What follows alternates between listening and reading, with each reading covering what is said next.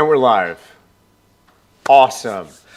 Welcome to the studio. Hopefully I'm coming through nice and loud and clear and the audio is not too crunchy.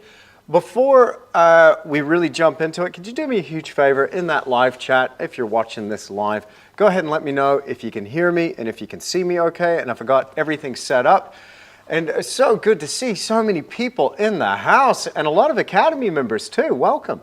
Welcome everybody. This is an absolute pleasure to have your company here. Loud and clear, says Piotr. Thank you, Piotr, my friend over there in Poland. Awesome.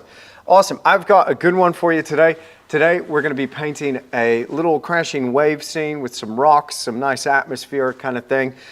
Not too big, the painting that we're working on today. It's actually only around 16 by 20-ish. It's an odd size because I've got an odd-shaped frame that's going in, but it's about 20 inches by 16 inches, somewhere around there. And this one is actually a very fine weave linen that's been adhered to a plywood panel. And I absolutely love this. I do prefer it, I must say, to stretched canvas. It's nice having a hard surface to work on. You don't get that bounce in the linen. And so what I've applied here is what's called an imprimatura, which is a combination of burnt umber, burnt sienna. I thoroughly rub this back and let that dry before attempting to paint over the top of it. Okay, so I got some cool stuff to share with you today. Oh, it's so good to have you here in the live chat. Before we get into it, just a couple of things, all right? Number one, if you've never seen me before, if you've never watched any of my videos before, if you have no friggin' idea who I am, can you do me a huge favor and let us know in the live chat and type in 3 capital N's for new. This is if you're watching it live, okay? If you're watching the replay, don't worry about it. Enjoy the video and leave me a comment down below. Make sure you're subscribed and click the bell notification so you're notified when I do another one of these live streams or upload a video. But if you're new here, if you've never seen me before, if you've never seen me live, then just go ahead, 3 capital N's. Why 3 capital N's? Because I can see you in the live chat. I got you up here on the screen. You can see just a little corner of the screen. So while I'm painting, I'm going to be monitoring this live chat and saying hello to some people. My OGs know exactly what to do. So shout out to all my OGs. And if you've got a question, see, what I love, right? I love to paint. I love landscapes, I love portraits, I love still life. I'm a traditional realist artist. I specialize in oils, but I love drawing too. I do all kinds of things, but I love to teach. And I absolutely love teaching. That's been such a huge part of my artistic journey is sharing these techniques with others. And it is my passion and it's my mission to help you improve your painting wherever you're at in your art journey, to give you some new skills and things that you can apply to the canvas today and something that you're going to feel really good about. And it really comes down from me, that skill development. And how do we do that? So I'm here to answer questions. That's the main thing. And I want to make sure that during these live streams, with a public live stream like this, it might be difficult to get to all the questions, but I will do my very best. So if you have a question, please hit me up in that live chat by typing in 3 capital Q's, QQQ, and that way I'll just see it, okay? I'll see it right there. Of course, super chats I'm sure are available. That would help flag the question and make it visible. I'll answer every single one of those, but don't feel any pressure. You don't have to super chat if you don't want to. I'll do my best to answer the questions all the same. Okay, so thank you. Piotr says, best online painting school, period. I think he's referring to Tisch Academy. Ingrid, welcome, Ingrid. Hey, Tina Sanford, welcome. This is awesome. Susan is not new, but I'm going to shout out Susan anyway. Hello, Susan. How are you? Okay, and Jim Meeker, shout out to my moderator, Jim Meeker. Where would I be without Jim Meeker? Really appreciate it. And I've got also Jim Fairburn in the chat doing a bit of moderation as well. That's awesome. Okay, so let's get stuck into painting. Let me show you what we're going to be working on today. And over here, I'm going to go over to my screen. And over here, I've got a little bit of photographic reference. Now, I love to work from photos. I love to work from really good photos. I love to work from life too, but you know, having some decent photographic reference really helps. Now, my Academy members over there on my online Academy, and you'll see the link in the description down below. There should be the top link in that description should have the Tisch Academy link.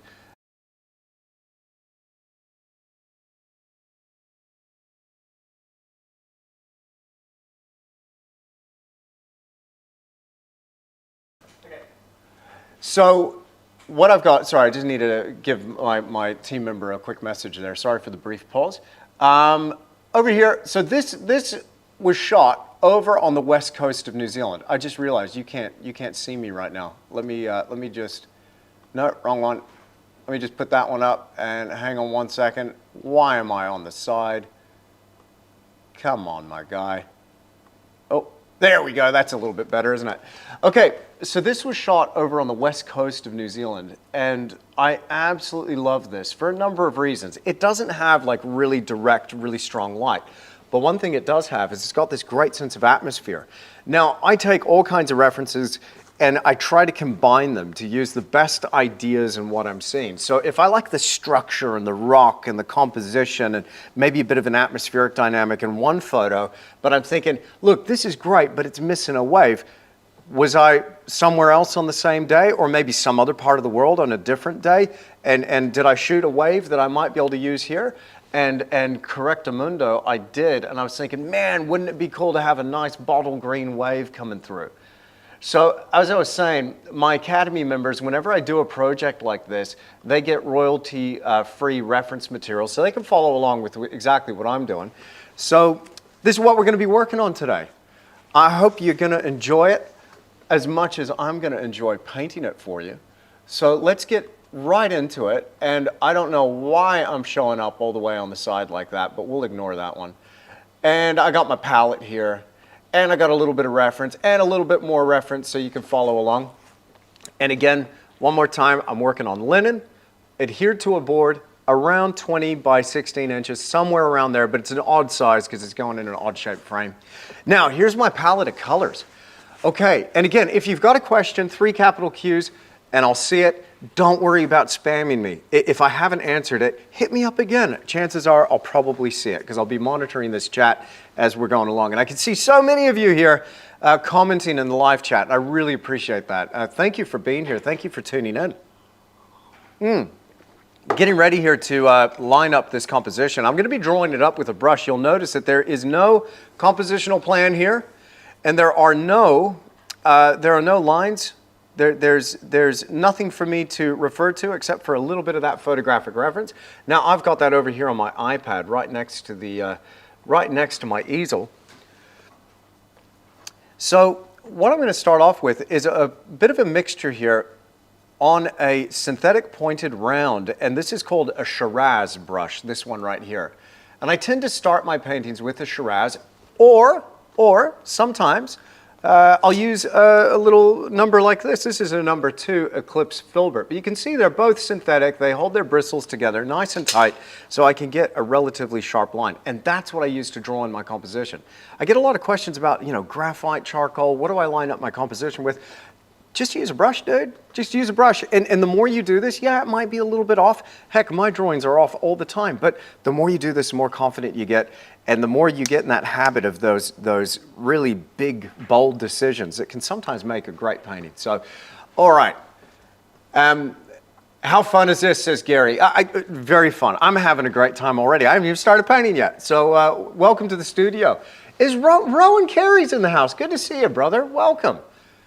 I've missed you in the past few live streams, my bro. Good to have you here. Rowan is an amazing painter. You ought to go and follow him on Instagram.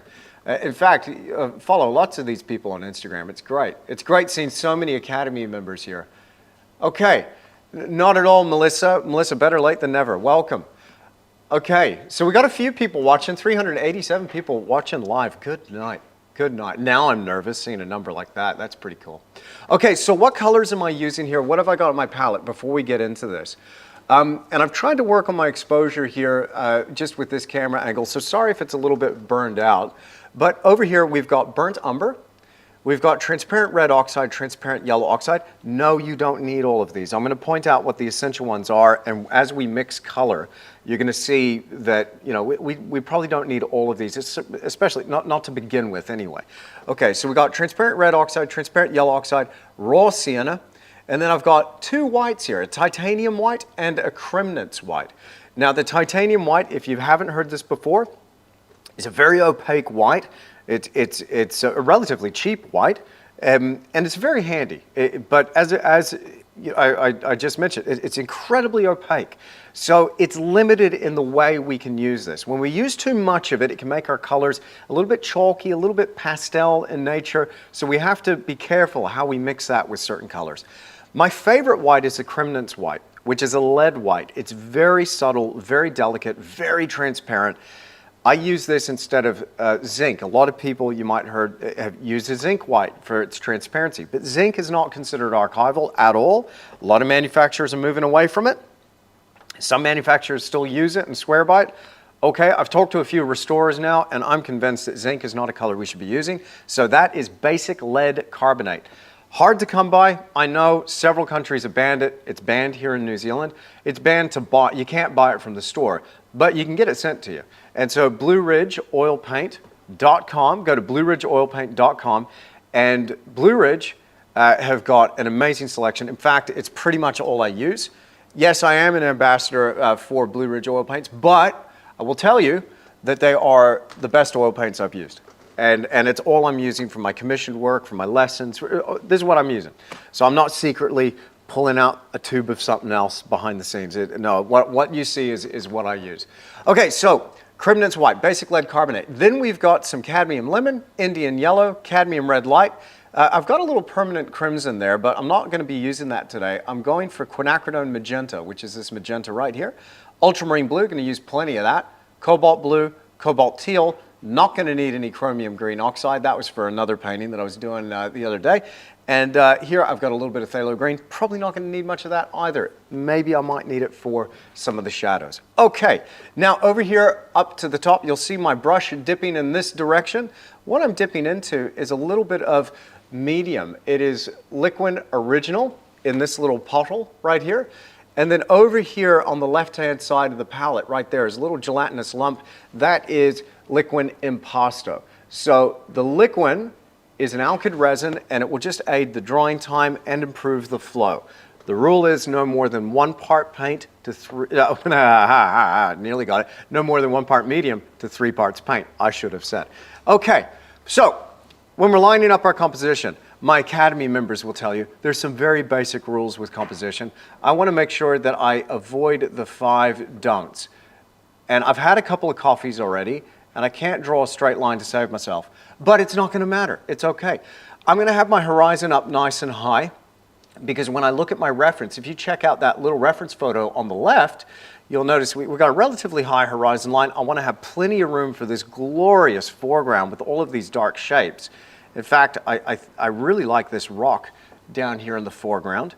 So I'm looking at that. I want to make sure that I get some nice rocks and shapes. So I'm just going to make a few lines, a few little squiggles here, and just kind of get a general idea of the flow and the shapes in the composition. So what I'm doing is I'm pressing relatively lightly, and I'm going for the major masses first, and then I'm going to go ahead and harden up some of these lines. But as long as I have those major masses first, and then hone in on the detail, I think we might end up with something okay. So I mentioned something there about the 5 don'ts. Okay, what do I mean? Well, one of the rules with composition that I have is there is a vertical center, there is a horizontal center. You can also connect your diagonals, top left to bottom right, top right to bottom left, right? And right there in the middle of the painting, this area is to be avoided. And when I say that, of course something's going to go in there, right? But I don't want to put any major focal point right there. And I also want to avoid this vertical line. I don't want to put the peak of a rock right here on this vertical line. And I also don't want to put like something like a horizon on that horizontal line right in the middle. This is a way to kind of kill your composition. What I like to go for is asymmetrical balance. So I just want to avoid those center lines and come up with something that's asymmetrically balanced. So I mark that out as a little bit of a line and just go, okay, as long as I don't put anything in the middle, I think we'll be okay. The other rule is corners. Okay, there's going to be 5 of these I'm going to throw your way. Corners. I want to avoid putting anything major and dominant right there in the corner. You don't want the viewer's attention going off to the corner, okay? Because what ends up happening is you lose them off the edges of that painting. You want to keep attention somewhere within the bounds of the frame that you've established. And whenever we put something in the corner, suddenly they're looking off in that direction. So I avoid the corners. That's number 2. And before I get into number 3, I got a couple of questions coming through here. Shout out to Heidi. How are you? Where did you learn about vectors? Oh, goodness, I couldn't even tell you. So many different places. I read a few books as a youngster coming up, and I've just been playing with this and experimenting with this for a while. But I'd have to say the 2 big ones that taught me a lot about composition were Edgar Payne and Ted Kautsky. A wonderful book by Ted Kautsky called Ways with Watercolor, he says, as he puts a rock in the corner. But it's not a major focal point, so I'm going to get away with it, I think. We'll see how we go. I want to scatter these rocks across here. But Ted Kautsky, Edgar Payne, check them out. Composition Outdoor Painting. A good buddy of mine, Samuel Earp, gave me that book as a gift, and I just love it. Just love it. Samuel Earp's a good dude. He's been my buddy for nearly a decade. So he gave me that because I think he was worried I would steal his copy, so he's like, I better get Tisch's own copy. So nice. He's right, too. I was going to steal his copy. I got another question here from Oli. Oli, how are you? Would you recommend blending crimnants and titanium or keep them separate? Look, great question. I often blend a 50-50 mix of crimnants and titanium, and we'll use that. Okay, so I'm just feeling my way along here. It might not make much sense to you right now, but if you're watching the replay, I mean, you might skip ahead to see how this one turned out. But don't. Hang here with me.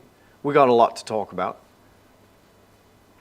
One thing I'm really going to enjoy about this little, and I'm considering a study because I really want to do a massive painting of this scene.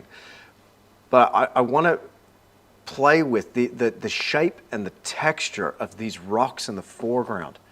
There's something about the heaviness of this foreground that I really enjoy, and I want the blackness of those crevices between the rocks because that's going to give me so much contrast in this scene and really emphasize that sense of depth.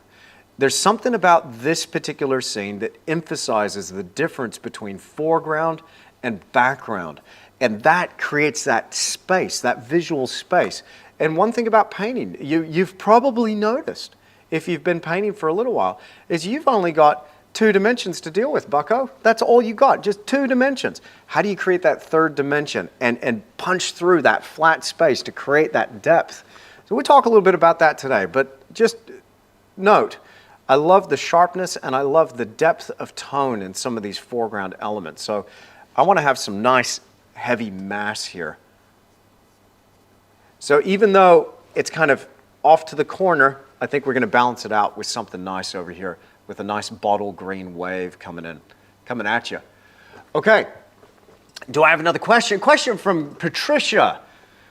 What glue do you use to adhere linen to canvas to your plywood board? So this is it's nothing fancy. It's just PVA glue. It's PVA glue. Now, an art restorer might fuss at me, and as much as I go on about archival processes, there is acid-free what is it?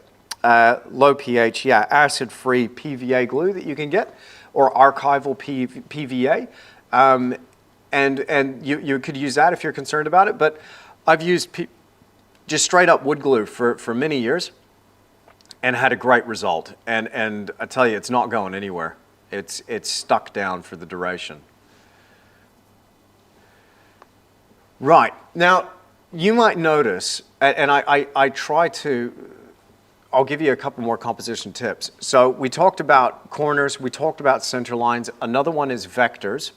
I'm going to swap the order here because a few of my Tisch Academy members might go, well, hang on, that's not the same order you gave yesterday in yesterday's live stream. You see, I went live yesterday over on the Academy, right? We were painting a sunset. Okay, so the next one I'm going to call aberrations. Now, this is human order and human pattern where it wouldn't ordinarily exist in nature. And it shows, and I say ordinarily exists in nature, but here is an example of it doing something that appears a little bit artificial. And so whenever I see this in my reference material, I like to skew it up a little bit. What do I mean? Okay, have a look at this rock. with the exception of looking at that reference material, with the exception of the doohickey on top of the rock, I'm not a geologist, so I'm going to call that a doohickey, where it kind of has this return on it and a little head on top of that rock. I think it looks kind of weird, so I'm not going to paint it in. But notice how the angle on one side seems to match the angle on the other side. So whenever I notice something like that, I want to make sure that I just change it slightly. Now, my viewers are not going to have access to my reference material, so I might have a hard time convincing them, no, dude, the rocks are really like that, okay? Trust me, you should have seen it. It's like, yeah, but it looks kind of weird. It looks like a pyramid. Like, nature doesn't really do that. Like, nature doesn't build angles like that. So I like to just warp it and skew it in a way. Now, if also talking about aberrations and creating human order and pattern where it doesn't ordinarily exist, we're running a subconscious script here, right? When we're painting and we're creating a scene, we're using a little bit of imagination, we're ad-libbing a little bit. There's an unconscious script that's part of our human makeup where when we're going through here, and like, we'll take this for an example. If I'm painting these rocks, one thing I might be inclined to do is create the same rock shape and create an equal distance between these rocks. So you get this chattered checkerboard effect. So this is something that I like to nip in the bud as soon as I notice it. And invariably, I do it. I do it all the time, all the frickin' time. It's just an awareness that needs to come through where we just, as soon as we notice it, we change an angle, we change a shape, we change a size. So I refer to this as an aberration. It's that human order and pattern that seems somewhat unnatural. So I want to get, some angles are okay, but if I have an angle or a face on one side of that rock, I just want to change it on the other side. And just make sure they're not even and equidistant. So that's the third thing. Space Art by Christopher Dahl. Hello, welcome to the live stream. Glad to catch you live. Oh, thanks for tuning in. Hey, thank you very much. Yes, and if you've got a question, again, if you missed the beginning of this, do me a huge favor and just put in 3 capital Qs at the beginning of your question, and I'll make sure that I catch that. It just helps, because I'm looking at you here on the screen, and it helps me keep track of who's asking what. So if I've missed you, then please go ahead and hit me up again. And somebody is asking, what's the name of the book again? That's Hammer Trig. Okay, so the book, there's 2 books. One by Edgar Payne called The Composition of Outdoor Painting, and one by Ted Kautsky called, there's one called Pencil Broadsides. There's another one called Ways with Watercolor. There's another one called Trees and Landscapes. There's a few reprints. I mean, he died back in the 50s, but there's a few reprints that are available over on the good old Amazons. All right, so horizon line, I think we're going to have the horizon line here. The hero of this painting, probably what you tuned in for, right, is going to be that wave.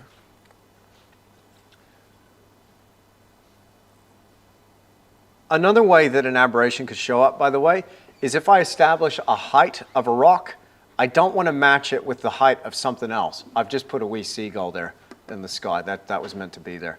Not really.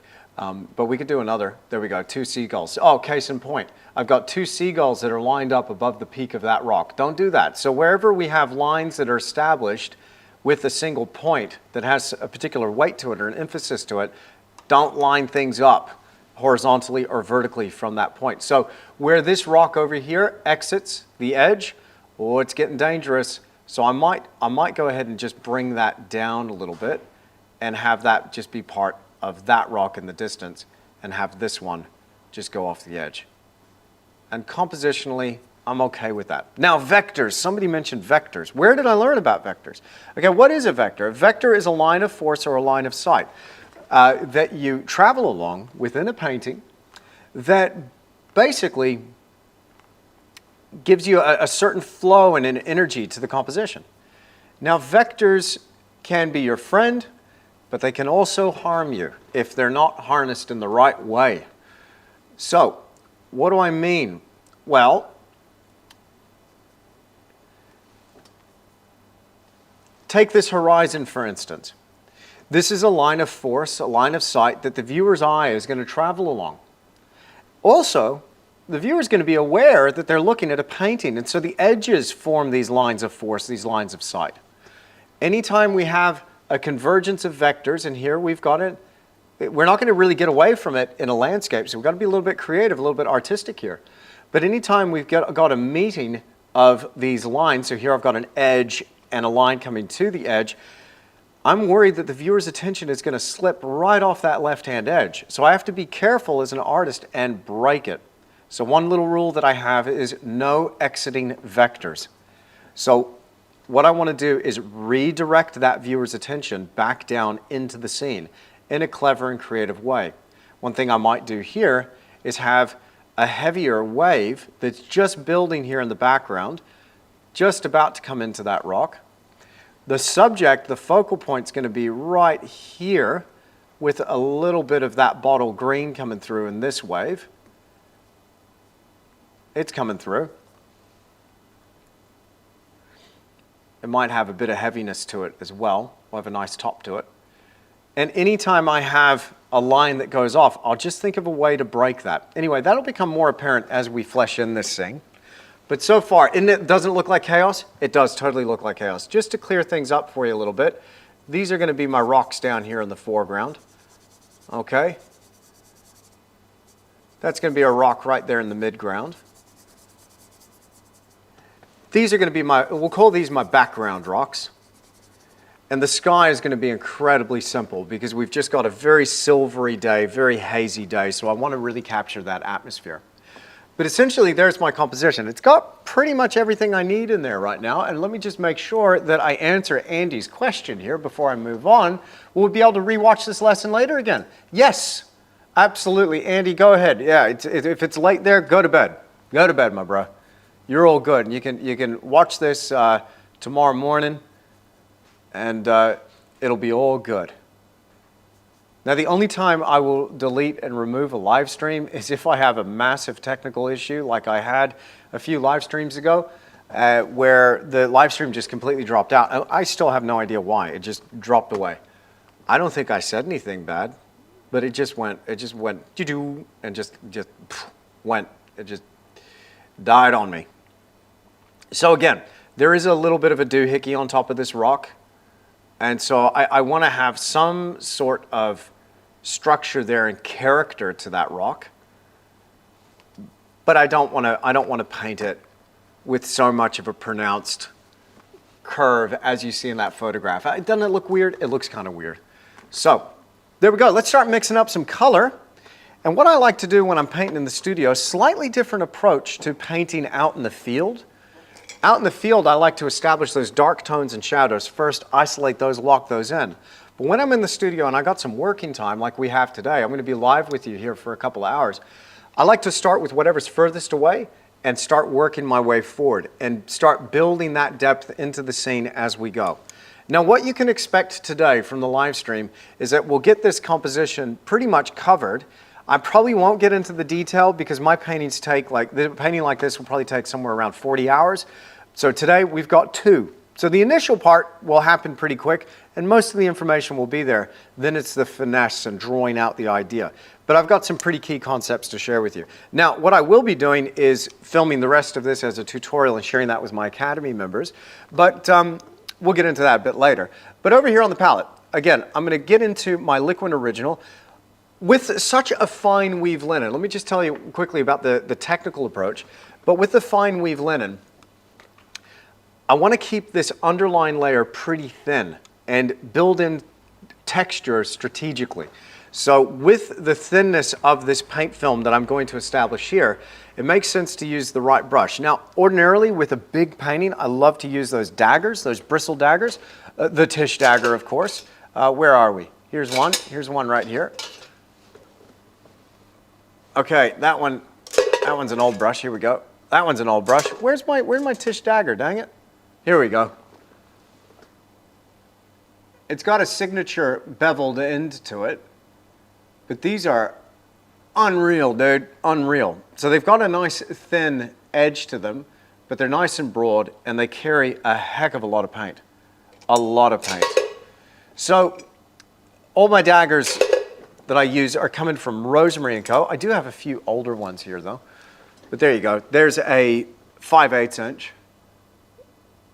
bristle dagger.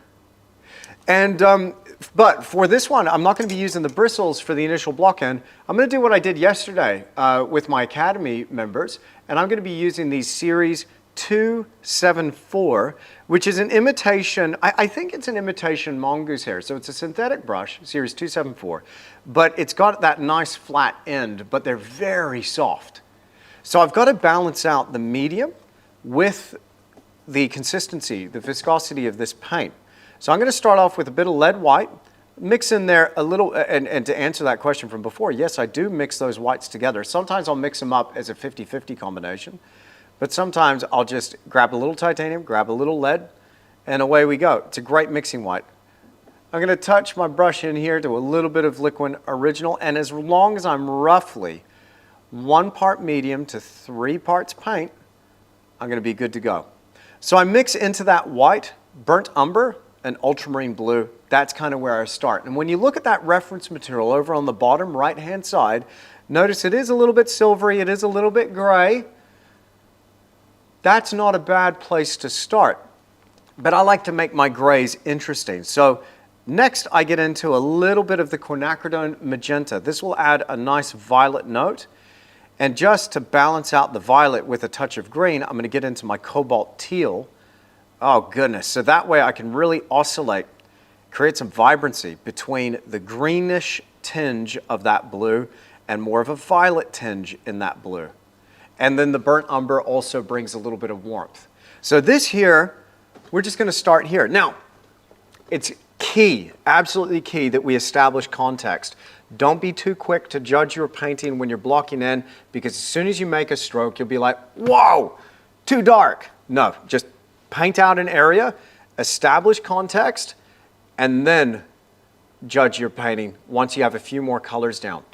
Doesn't matter if we're working on a white canvas or a canvas that's been toned with an imprimatura like this burnt umber, burnt sienna.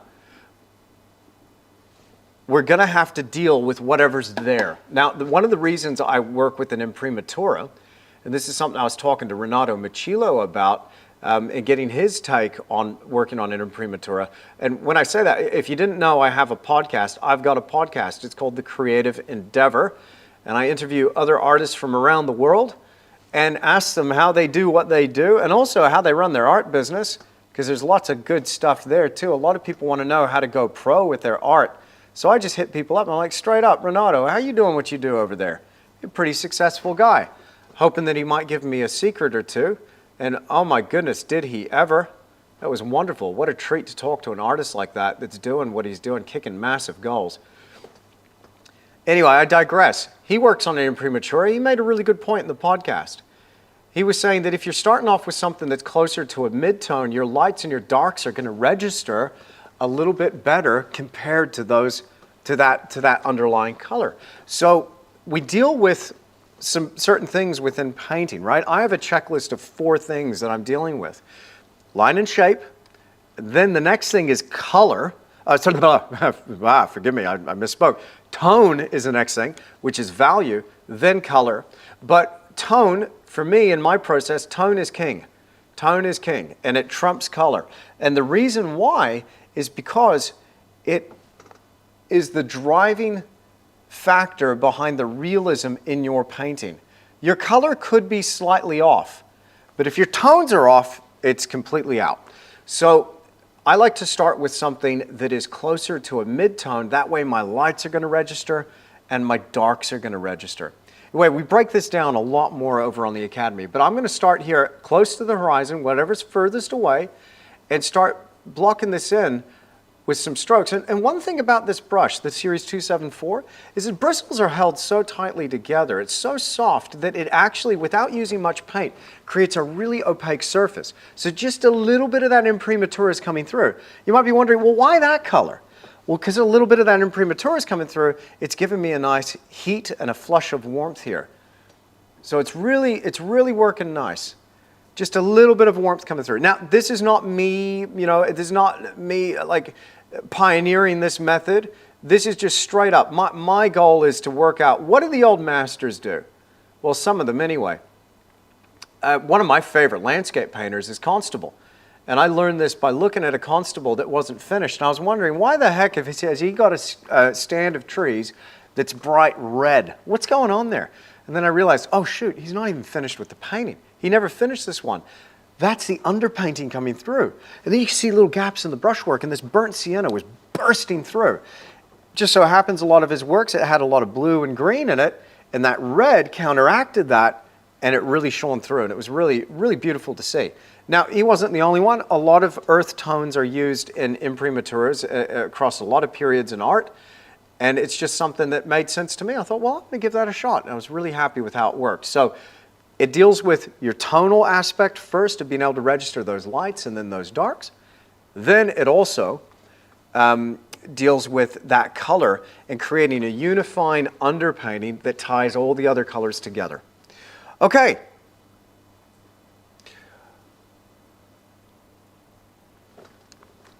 Tangents have to start on a curve or a circle. Vectors do not. Thank you, Mr. Meeker. That is a good point there, sir. All right. Love the podcast, says Kevin. Thank you, bro. Awesome. Big fan of this process, says Christopher Dahl. Okay, my man, awesome. White, teal, and magenta, magical cotton candy hue. So useful. Hey, man, if I ever paint cotton candy, I'll let you know. But yeah, it certainly does go cotton candy over on the palette. Now, I want a little bit of heaviness to the sky. A little bit of heaviness to the sky. Not too much, but just a little bit. I'm going to drop the tone now. What's really carrying this combination is the burnt umber and ultramarine blue and a touch of white. That's really carrying this. And so just a hint of that quinacridone magenta, just a hint of that teal. Oh, now you got a nice, beautiful blue with just, it's hard to tell. Is it going green? Is it going violet? It's just got that nice feeling to it. It feels nice and natural. It's something that I see a lot of in the New Zealand sky. By the way, if you didn't know, I'm coming to you live from the South Island of New Zealand. I live in a small town called Lawrence, way down at the bottom of the South Island of New Zealand, in a very, very rural type community. Like we're in the middle of the countryside here. It's only about 450 odd people in the town that I live in. I've just recently moved back to the old studio that I used to have back between 2018 and 2020. I think I left 2020 or 2021. I can't remember. And now I'm back. I moved back here back in March. So glad that I'm back, because now that I've got the space back, and the building that we have is absolutely massive, and it means I get to do big paintings now. It's something I'm looking forward to. And I'm really looking forward to painting this bigger, I can tell you. Really looking forward to doing a big version of this. But first, I have to do a study. Now, often my studies are little bitty. I don't do very big painting for a study. But I thought, this is going to be a big painting. I think I'll work it out first on a 16 by 20. Besides, it gives us a chance to hang out and talk about painting here at a little bit more of a scale. Now here I dropped the tone down considerably with a little bit more ultramarine blue and burnt umber. I'm still maintaining a touch of that quinacridone magenta. And again, my brushwork might not be that interesting. I'm blending it and smooshing it down with this Series 274. Just making sure that I'm not house painting. I don't want these long blended streaks. I want just a little bit of character and brushwork there, a little bit of gaps in those brushworks, a little bit of thinness here and there for that imprimatur to come through. But this is really helping me create some softness. We'll move on from the sky very quickly. Okay. All right, QQQ, again. Sorry, Joss, if I missed your question. Is mixing color, okay, I'm not sure that word, or you're advised to use a color circle.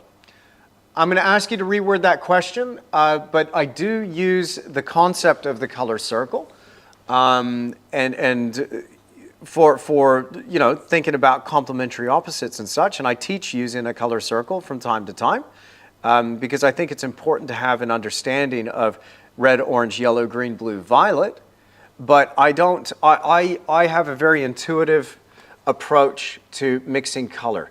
You know, mixing color is a matter of consequence. It's a matter of learning your way around the palette and learning what one color does with another.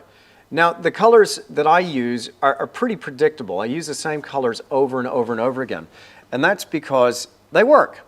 Now, every artist's approach is different, of course, but my palette just seems to be a system that works pretty well.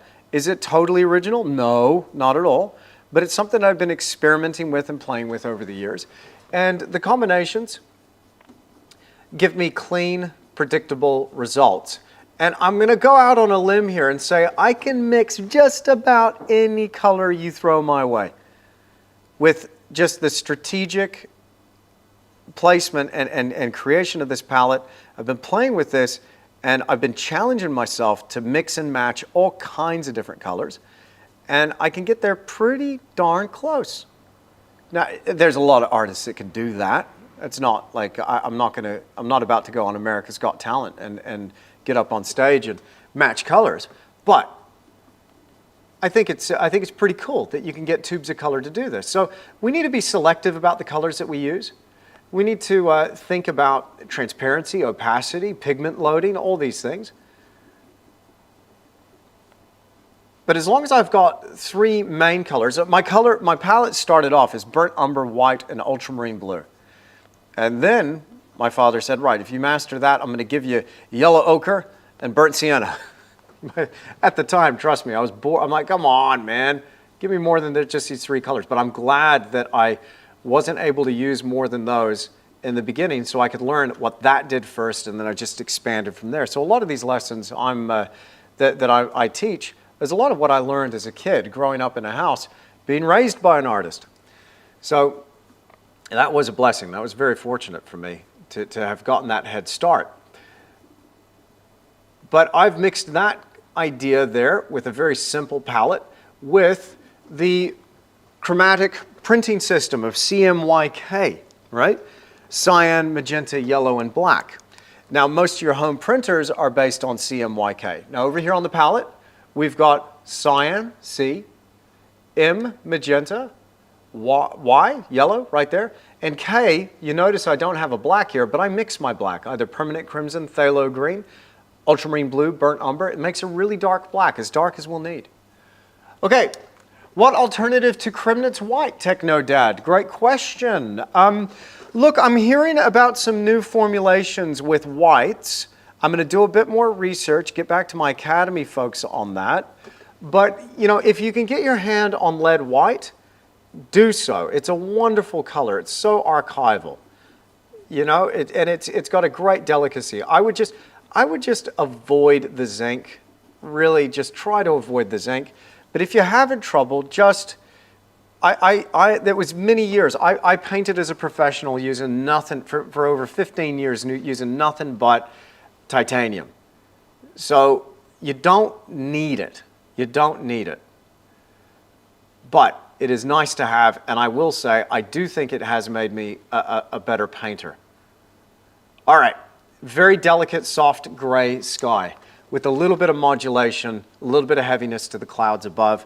I'm going to add some more lighter tone in there in a little while, but first I want to move on to the C portion next and start working my way forward. Again, whatever's furthest away, start working my way forward.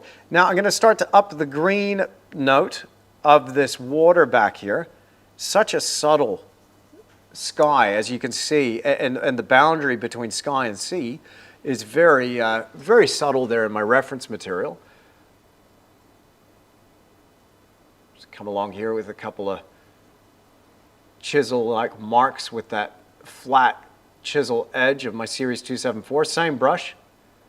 In fact, I know it sounds like a bit of a gimmick, but how far can we go with the one brush? Let's see. We can go a lot further. I often paint with one of these in my hand. What is this? It's just 2 sheets of paper towel, fold it in half again, and half again. Makes a little booklet.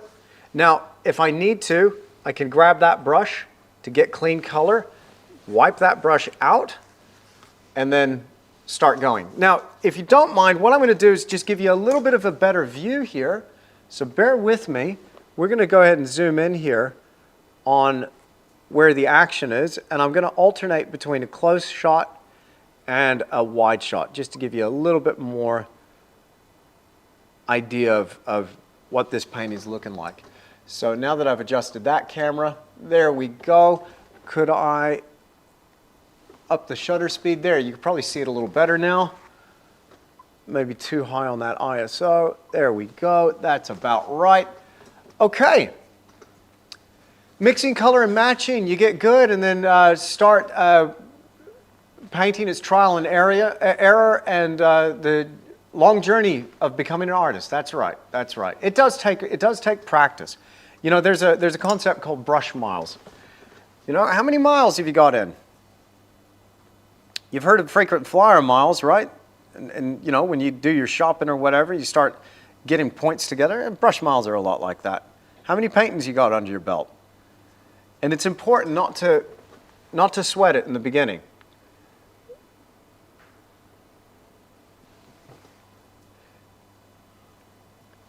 Just realize that we all start somewhere, but one thing is for sure, you can get a head start if you got access to information. I better get a wiggle on, because I've just realized I've got 45 minutes now. I got an hour and 15 minutes to go, and I want to get as far through this painting as I possibly can. Now, I love this sea foam right here at the base of some of these waves. I'm looking at my reference material. Again, you can see that picture. It's a little bitty there on your screen. You can see that picture there. I'm taking little visual cues from my reference.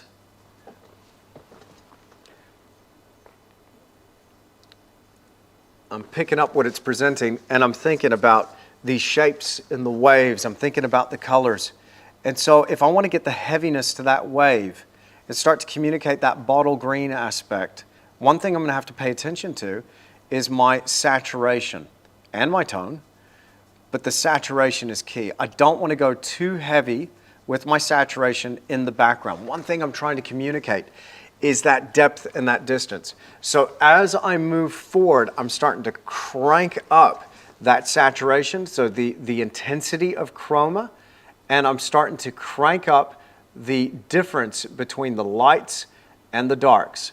So back here in the distance, things are going to be relatively gray just because of the time of day. Now, this isn't a rule for the next time you paint a beach scene. It's going to all depend on the weather. But one thing that really attracted me to this scene and this photographic reference that I shot out on the West Coast was that silvery gray quality. There's a subtle beauty to a gray, overcast day, particularly if you get a moment where the clouds part above and you get this beautiful silvery quality to light just shimmering off the surface. So that's something I'm hoping to capture in this painting. That's my thinking. That's what I'm thinking about as I do this.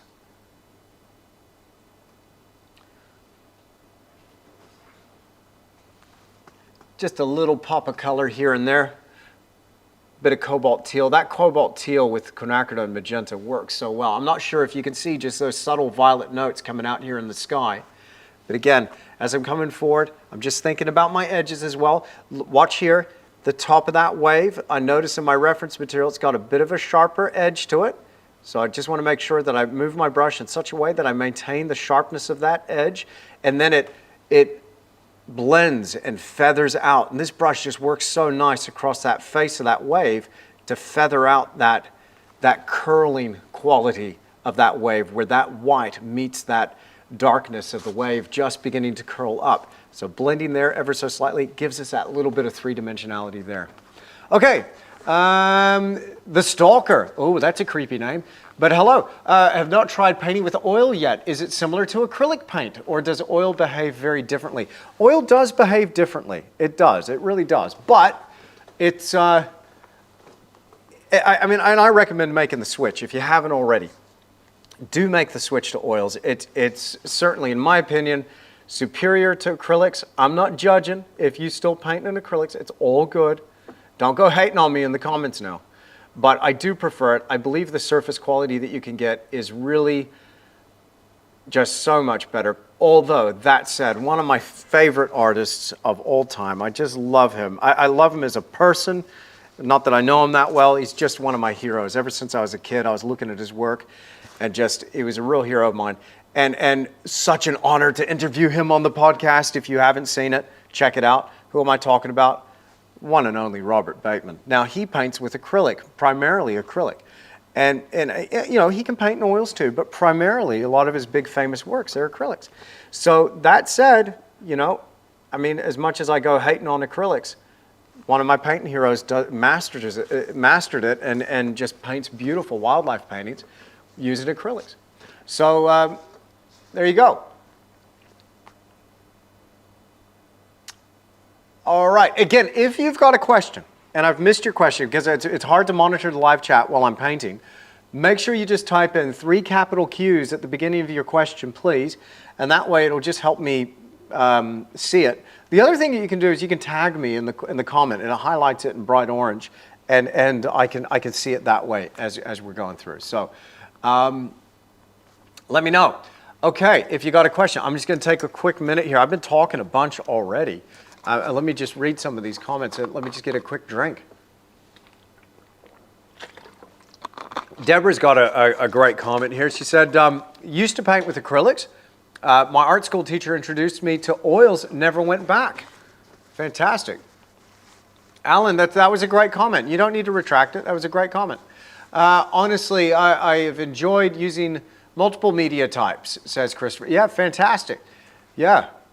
Okay, hey, Nancy, welcome. QQQ and new. Awesome. When you work on large paintings, do you fresh paint every day? Do fresh paint every day on your palette on top of yesterday's paint? And how do you keep it fresh? Okay, that's a great question. Great question there, Nancy. Appreciate that so much. So I've got this thing, and people have had trouble finding it since I've been recommending it, but it's very handy. This is called the Palette Garage. And it's a little plastic angle inside a tube. And I actually use this a bunch when I'm plein air painting. So one thing I'll do is I'll get the palette knife, right? And I'll scrape off my burnt umber and my white and cadmium, whatever's left at the end of the session. And I'll scrape it onto there. I'll put the lid on it and chuck this thing in the freezer. Lasts for days and days and days in the freezer. I've seen artists on Instagram, and I'm just thinking to myself, how does that even work? You just see their paint accumulating at the backside of their palettes.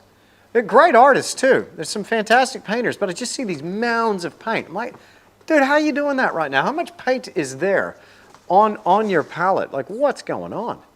So, I don't know. It's an interesting one. So, I'm going to get into these rocks now. Forgive me, I'm just going to adjust my camera ever so slightly, and we'll alternate between this wider view and this close-up here. Make sure I'm focused there. Okay, let's get into some rocks. I've got a lot of painting to do and a very brief amount of time to do it in. I'll go ahead and paint this little rock. And again, the thing that's driving these color combinations is that burnt umber and ultramarine blue. That really helps so much. And if I need to just get a little note in there somewhere of another color, I'll just get a hint of quinacridone magenta or balance it out with a bit of that green. But I'm going for a series of grays. Again, look at that photographic reference there, and you'll see what I mean. These are very hazed out, misted out grays here in this painting. Very subtle, how everything's been reduced down to just basic shapes and tones because of the amount of sea spray that's in the air, and just the nature of this low-lying cloud and a hazy day. Just the right combination of weather events to just give you this really simplified view of the seascape. So again, I'm still working with that pattern of whatever's furthest away first and working my way forward.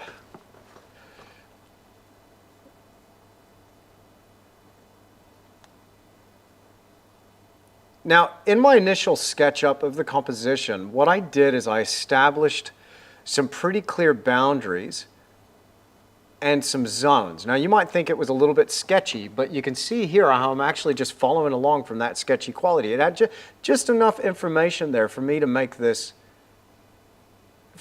sense of it. Now one thing, by the way, we were talking about composition before. I think I made it to 4, didn't I? I think I made it to 4 points. But speaking of aberrations, I don't want matching doohickeys. We don't want that on our rocks. So just make sure we random it up a little bit.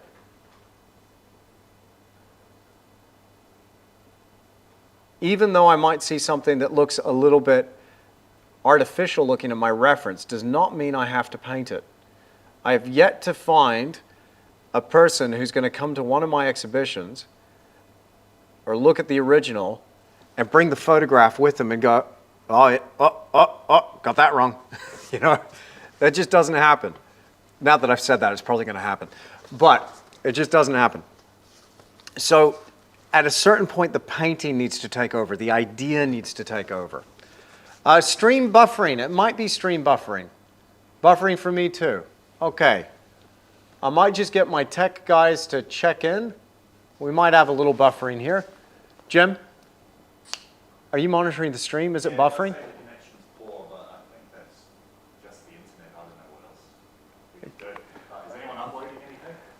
Guys, who's watching stuff online right now?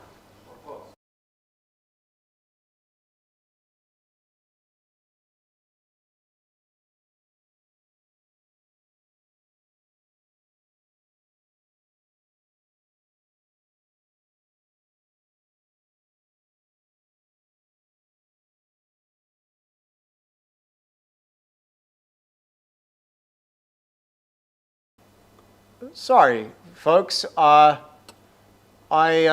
seem to be having a few technical difficulties. It happens in each one. So go ahead and let me know if I'm coming back. Can you hear me?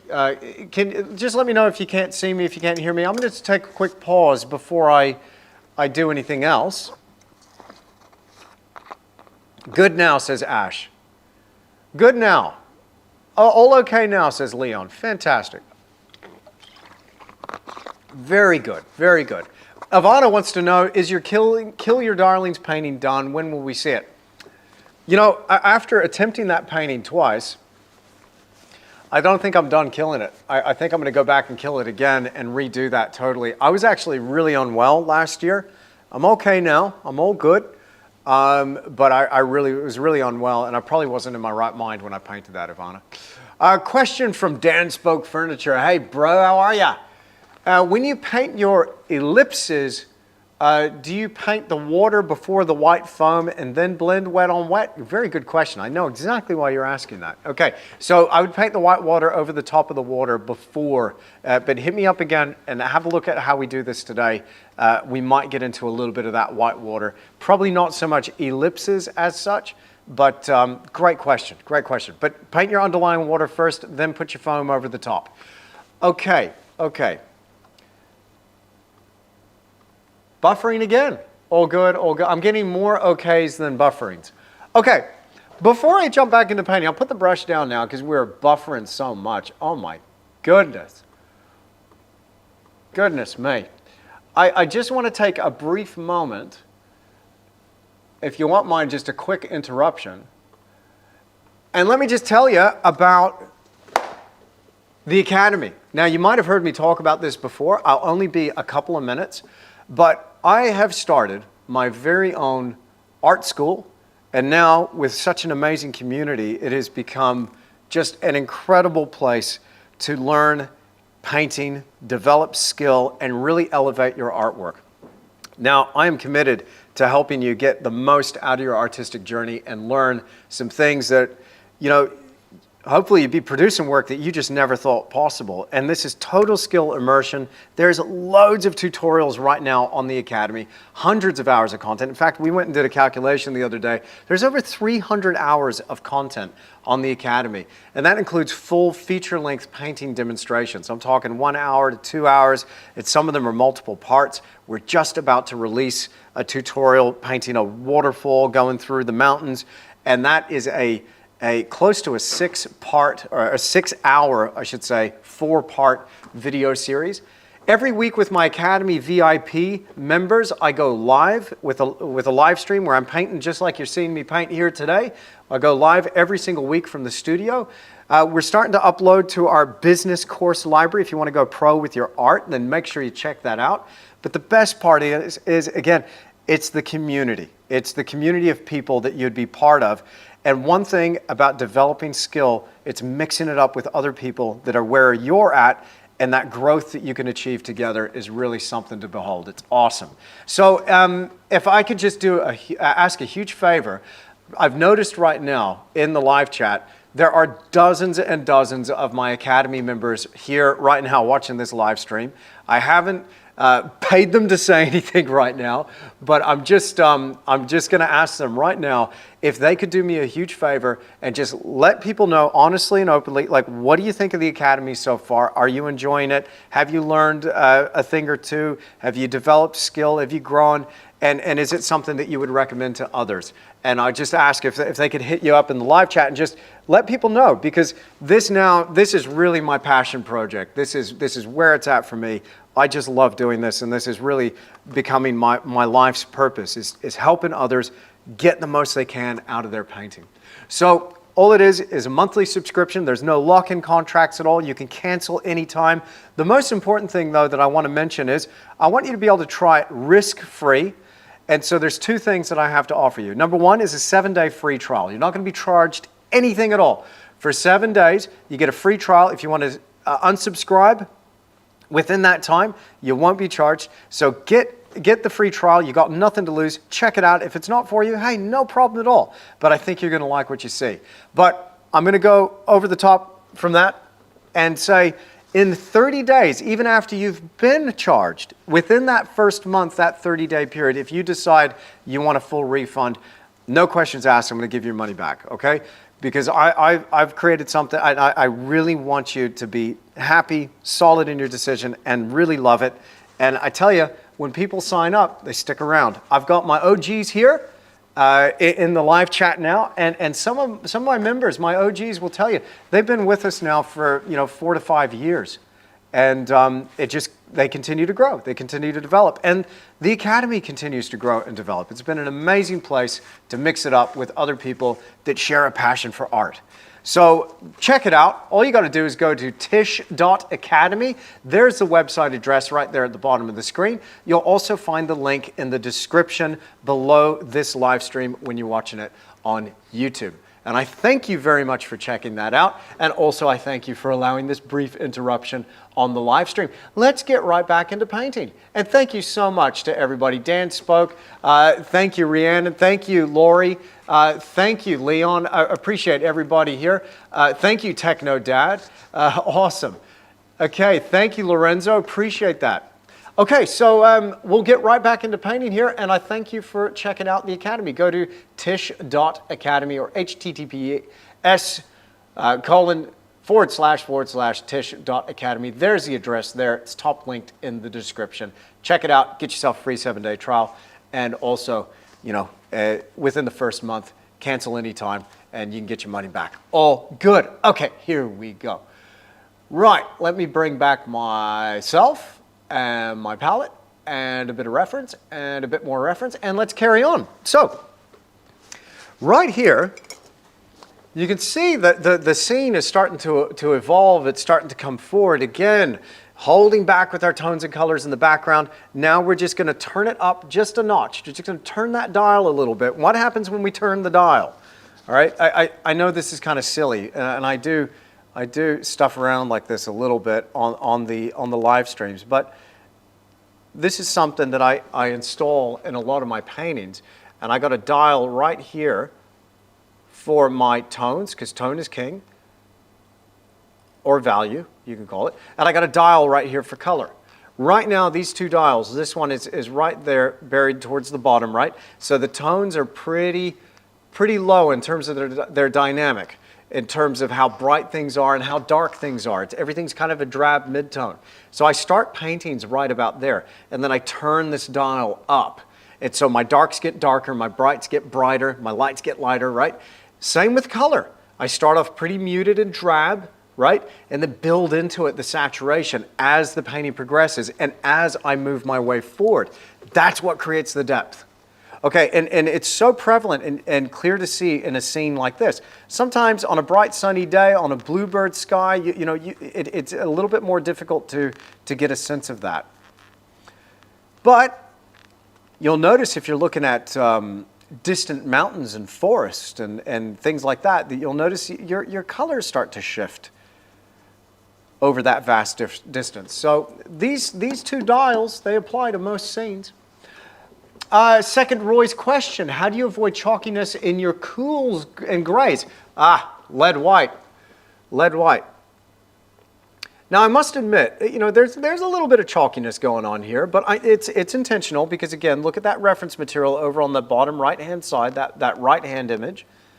There's a lot of, grays, chalky grays. But I'm using that lead white predominantly, and I'm using that because it's going to be nice and transparent. I'm going to get a bit of the imprimatura coming through. I just need to make sure that I don't go too dark here. Let's go ahead and go to that close-up view here as we're painting this rock. I think I might have gone a little bit too dark. No bother. We get a little bit of titanium white here. But that chalkiness really can come from abusing your titanium white, just using too dang much of the stuff. So go ahead and get yourself a transparent white, like a Cremnitz white or a whatever has basic lead carbonate or a stack lead white. That's the stuff right there. I love it. It's really transformed my paintings, and it's helped me so much. Okay, now I'm noticing here as I'm painting, this comment section is very lively and is absolutely blowing up. So if I miss your question, I do apologize. Please hit me up again with your question, but do me a huge favor and put a 3 capital Q's, QQQ, in front of your question so that I can see it. Because if I can't see it, I can't answer it. And it is, I am juggling here. I'm juggling the tech, the cameras, the microphone, the live chat, and I'm trying to paint a picture here. I sounded a little bit grumpy when I said that. I'm painting over here. No, but you know what I'm saying. So please, you're not bothering me at all. I want to make sure I answer your question. So hit me up again. And if I don't answer it, hit me up again. I love the angular aspect to some of these rocks. That's really, really nice. So I can see I've got some faces to these rocks. I can see down here where the rocks are broken up. We've got some shattered angles. Just while I've got this lighter gray on my brush, I'm just now starting to discern as I'm coming a little closer towards the viewer here. We're the viewer looking at this composition. As we bring these rocks forward, I'm starting to discern a difference between light and dark. It's not so washed out. And so lighter gray there, and let's go ahead and add a slightly darker note here. Let's mix that up now. Bit of burnt umber, bit of ultramarine. Whoa, pretty dark. Those two cancel each other out. The coolness of that blue and the warmth in that umber, they really neutralize each other. They really do. And it brings that down to a nice neutral gray color. All I'm looking for is a slight difference between the dark and the light. Too much of a difference? Maybe. It actually is showing up on the camera a lot darker than what I'm seeing here in the painting. That sounds a little bit like me saying, trust me, it's awesome. But I might just readjust my camera here just a second. Let me kick up the ISO. There we go, that's a little better. That's a little closer to what I'm seeing. All right, Jan, that's a few too many Q's there. Hey, settle down on those Q's. And Ann's got a question here, and Kevin's got a question, and Mary's got a question, and Mark's got a question. Oh, my word. Okay, name is Mac, 9 years old. I'm very interested in oil painting. I'm on a budget. What palette of 5 colors in Blue Ridge I live in North Carolina. Oh, I'm so sorry to hear that. I'm so sorry. Yeah, I know. Like, so these colors are actually made in Asheville, North Carolina, and Asheville was hit hard, man, really hard. So my thoughts and prayers and my heart goes out to people that were affected by the hurricanes. It really has just smashed the United States. I'm Texan, you know, so I feel bad for my countrymen over there. I'm so sorry about all that. But look, yeah, Eric Silver, he makes the paint that I use. He's based in Asheville. So if you're on a budget, and he's open for orders apparently. So he's back at it, which is great. Real blessing to hear that. But if you're on a budget, I'd highly recommend get yourself some titanium white, burnt umber, and ultramarine blue. Start there, and start with the palette I used. Master those colors. Then get yourself some yellow ochre and a bit of burnt sienna. Now that's going to be a really subtle, subdued, earthy palette. But that will give you a lot of combinations. It's not going to give you any bright, high key or high chroma colors. It's about learning control. And if you can control that, then I'd look at expanding your palette. And I'm telling you right now, that's exactly where I started. I'm so glad I started there and wasn't confused with all these big, bright colors in the beginning. But we talk about color mixing a lot. If you're new to oil painting, there is a course over on the Tisch Academy now called The Fundamentals of Oil Painting. I break down all the materials, processes, palettes, and color mixing exercises. So check that out if you're over there having a look around. That's a really great place to start if you're new to oil painting. And then do some of the exercises. There's some really fun brain-teasing exercises that will really, yeah, they'll really give you a run because they are just, you might go, well, this is simple. I can do this. Okay, go ahead, try it. They're designed to stretch you and develop skill rapidly. So maybe some of my OGs over there, just focus up this camera. Maybe some of my OGs over there could let us know. What did you think of the three-color egg challenge? Wasn't that a tough one? I'll tell you what, I was sweating through that demonstration. You know, that was a challenge. But good fun. Okay, a bit of cobalt teal, bit of quinacridone magenta, a little bit of lead white here. Time to get a wiggle on with these rocks because time's ticking. I'm very consciously aware that we only have a little while to paint together this morning. So I want to make sure that I get as much done as I possibly can. I'd like to get most of the way through this block in here in this first sitting. Now, I think I might, because it's a public live stream and we have got a few people watching right now, over 450 people watching. My goodness, as of right now, welcome to the live stream. Pleasure to have your company. There's probably going to be more questions than I can answer, but let's take another one here. From Ann Green, is the lead white the same as flake white, please? Yes. Yeah, but just check if they've got a chemical code on the back. Just check the white. I forget off the top of my head what the chemical code is for lead white. I think it might be PW4? I'm not sure. You want to avoid the zinc. I'm not sure which one that is. But maybe Mr. Meeker, if he's still in the house, he could tell me what the right chemical compound that you're looking for is. So just flip that tube over. Have they told you what the chemicals are or what the pigment code is?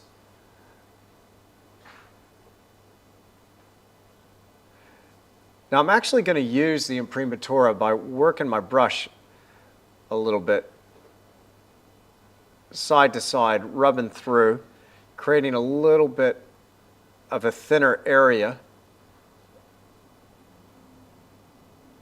The chisel end of the brush really helps for that. But where these rocks are upturned on an angle, we can work back in there with a bit of dark a bit later on. All right, before I carry on to these rocks in the foreground, this midground needs to be taken care of. Let's go ahead and go back to that wide angle. We've got a QQ here from Tamara. Yeah, I think I've already got that. I've already answered that one. Is transparent red oxide better than burnt sienna? It's just different. It's just different. Which one do you prefer? I guess you have both in your palette now. Well, so transparent red oxide, which is right there, as the name suggests, is transparent. I use burnt sienna for the imprimatura. I'm actually rarely using it these days. It's not a matter of being better, it's just different. And I haven't had much of a use for the burnt sienna in the painting. By the way, I'm going to clean up my combinations. So now I'm going to just wipe that brush clean with my paper towel. I'm going to jump on over here. And I'm going to start to mix up some Crimnitz white, a little bit of titanium white now. Now, I want to bring just a little bit of a sense of light into this scene.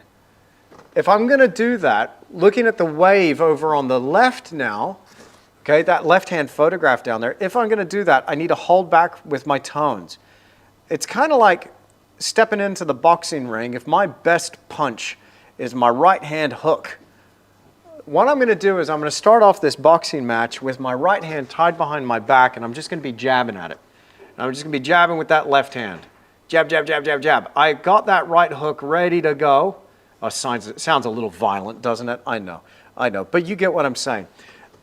I don't want to bring that out just yet. I need to hold back with that here in the first few rounds. So I have a little saying, and it is, save your tonal best for last.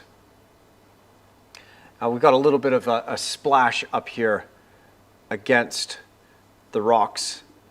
A little bit of a spill over from that wave. Oh, that's going to be so nice. Why do you prefer working in layers? I think it builds up more dimension in the painting surface, Jose. I mean, I do like an alla prima approach from time to time. I painted a portrait recently of a gentleman called David, and I painted that alla prima, so one layer, okay, pretty much one sitting. I did it over the course of a day. It was only a little painting, about 11 by 14, but it was good fun. It's a little bit more immediate. You use the thickness and transparency of your paint in slightly different ways, but it's a great technique. But I really do love building dimension into the painting surface, and there's something about texture and dimension that's difficult to do in one sitting. And so one thing that helps me with the layering is the use of things like liquid original and liquid impasto. These mediums dry incredibly fast, and so you're able to get a fantastic textured surface relatively quickly. So I can start layering over the top, sometimes the very next day. So I'm thinking about this wave, this bottle green aspect that's going to be coming through. I love some of this wave reference. I'm looking at the same image you're looking at over there. That's cool. And I'm thinking first about just a little bit of this white water. Now here with this sort of situation where the foam is so whipped up, we can't really discern what's going on under the surface. I think Dan from Dan Spoke Furniture over there was referring to, you know, what do we do with transparent water where we can see through it? How would we go about painting the white water there? But here I'm just going to treat this as one kind of layer, map that out generally speaking, with a combination of that titanium white, Crimnitz white. There's a little bit of quinacridone magenta in there with my ultramarine blue, and just a touch of cobalt teal. And again, the painting surface is incredibly thin, incredibly thin. My brush is kind of mimicking the shapes that I would expect to see here in this white water. So I'm kind of moving it around. I'm getting some sort of swirly pattern here, but I'm thinking about what that white water would do as it spills over these rocks here in the foreground, as that wave comes in and then draws back and then comes in and smashes again. Now I've got something to blend into and work with. So let's start mixing up a little bit of this bottle green for our wave. Let me go to a close shot so we can have a look here, have a good look here. And we'll zoom in on that right there. Ah, yeah, cool. And let me just go to this angle here. There we go. So many questions now, my goodness. How do you create realism in your artwork? I want to achieve more realism in my artwork and it's not going so well. Okay, no origami, I'm sorry to hear that, but there are ways that you can do it. What do you suggest to improve on what I want to achieve in my work? Okay, great question. Okay, so I've got a checklist of 12 things that I like to focus on. One thing I'd like to focus on just for a second here is ultramarine blue, a little bit of cobalt blue, and let me tell you, you want to paint a bottle green wave, cobalt teal is your friend. There's two variations of cobalt teal that I love, PB28 and PG50. That's permanent blue 28, permanent green 50.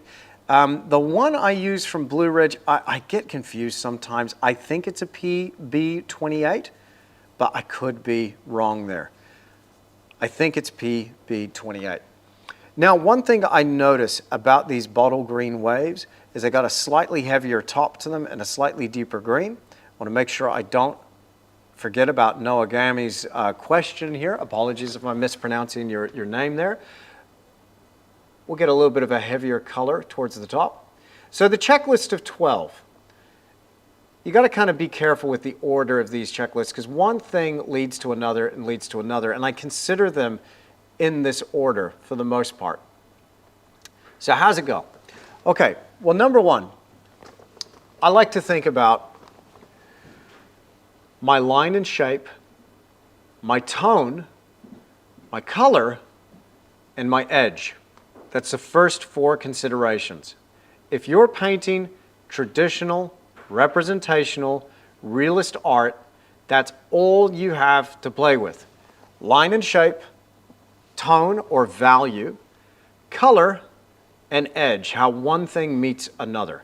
Now, if you can think of more, let me know. I'm not saying my list is perfect. It's just something that I consider when I'm painting my work. Okay, if you do a good job with line and shape, tone, color, and edge, you can create a convincing sense of form, depth, light, and material. That's form, so a three-dimensional voluminous mass, right, where you could actually feel the form of, like here we're painting a wave, can we feel the form of the wave? Well, not yet. Okay, depth, by adhering to line and shape, tone, color, and edge, can we create that sense of depth? Light, is that exactly the same? We've got those first four considerations that can help you achieve a sense of light. And material, what is it that you're painting? Can we get a sense that water is water, that rock is rock, the edges feel harsh and sharp and chibbly and crumbly, that the water flows and moves around solid objects? Now, if you do a really good job with those first four and you've created the second four, then that gives way for the art to take over. What is the art? That is a sense of time, place, mood, and narrative or story. A little bit of cobalt, teal, and a little bit of cadmium lemon goes a long way. And I'm going to get just a hint. It's not as far as I can go right now, but just a hint of that bottle green coming through. Just a touch. Now I feel pretty good that that wave's probably going to be the hero of the painting. And it's going to command some attention, and hopefully that's what the viewer is going to be paying attention to when they look at this painting.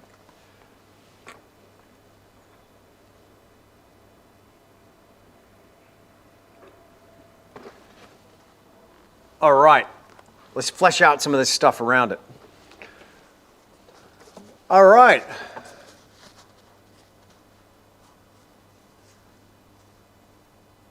Isn't visual temperature important also? Yes, it is. Absolutely, Ann Green. It's a consideration of color.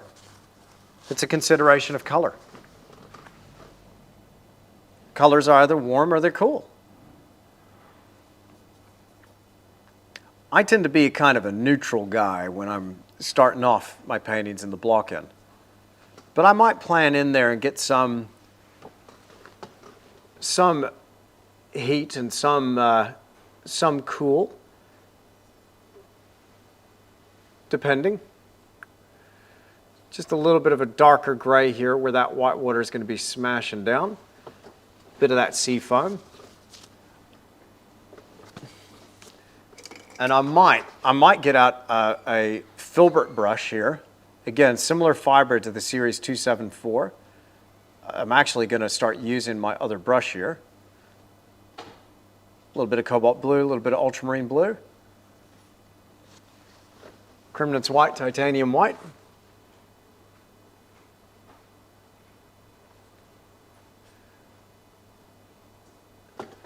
And because I've been holding back, everything's so gray. I've been fighting out this boxing match with this painting here for the last little while with one hand tied behind my back. My right hook is my brightest bright. It's that titanium white. I'm going to keep it until the very end.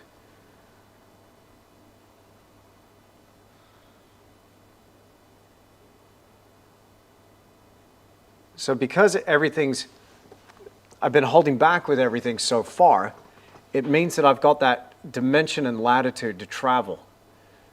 And I can build that light into the scene as I go. Does that make sense? You picking up what I'm putting down? I hope so. And can I just say, thanks so much for being here today. Thank you for joining me in the studio. If you're watching the replay, thank you so much for being here and watching the video. Please subscribe to the channel if you haven't already, and make sure you hit the bell notification icon. Very important that you do that so that you're notified when I upload a video. I'm going to make sure that I include a link in the description below to my mailing list, because and it's free to do this, to sign up to the mailing list, because all my email subscribers got notified about this live stream. Last night when we sent out the email, they knew about the live stream.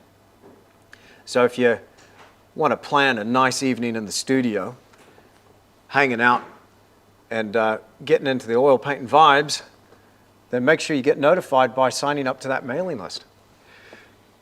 But also, it's good to just be subscribed to the YouTube channel. And I hope after today, after painting with you live here for a little while, I have earned your subscription. I hope so. If I haven't, forgive me. Hopefully the painting's going to get a little better as we progress. But so far, I'm pretty happy with this painting. Is it my best? I don't know yet. We'll see. But it sure is fun. It sure is fun just hanging out with you here in the studio. So thank you for joining me. Thank you for tuning in. And thank you to everybody watching live right now. Really appreciate that. Appreciate so many great comments and questions here. There's a lot coming through. I think I might break up that area right here with a few more rocks. Coming up to about halfway through the second hour of the live stream. I was going live for 2 hours today. I might go live for a little bit longer. I like to get a bit further with the paintings sometimes. Often my Academy members will tell you that I'll often go a little bit over time with a lot of these live streams. In fact, yesterday we had a 3-hour live stream where we painted a sunset scene. The previous week we went live for 5 hours. That's right, 5 friggin' hours, dude. That's a lot of painting. Good fun. I thoroughly enjoyed it. I'm sure my members did too. It was great. My OGs. There's a few little rocks here scattered around that mid-ground in this white water.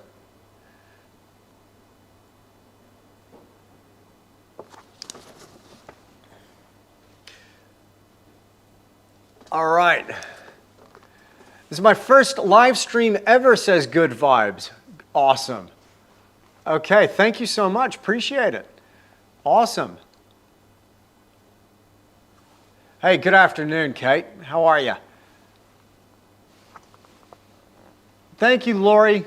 Lori, I appreciate you tuning in.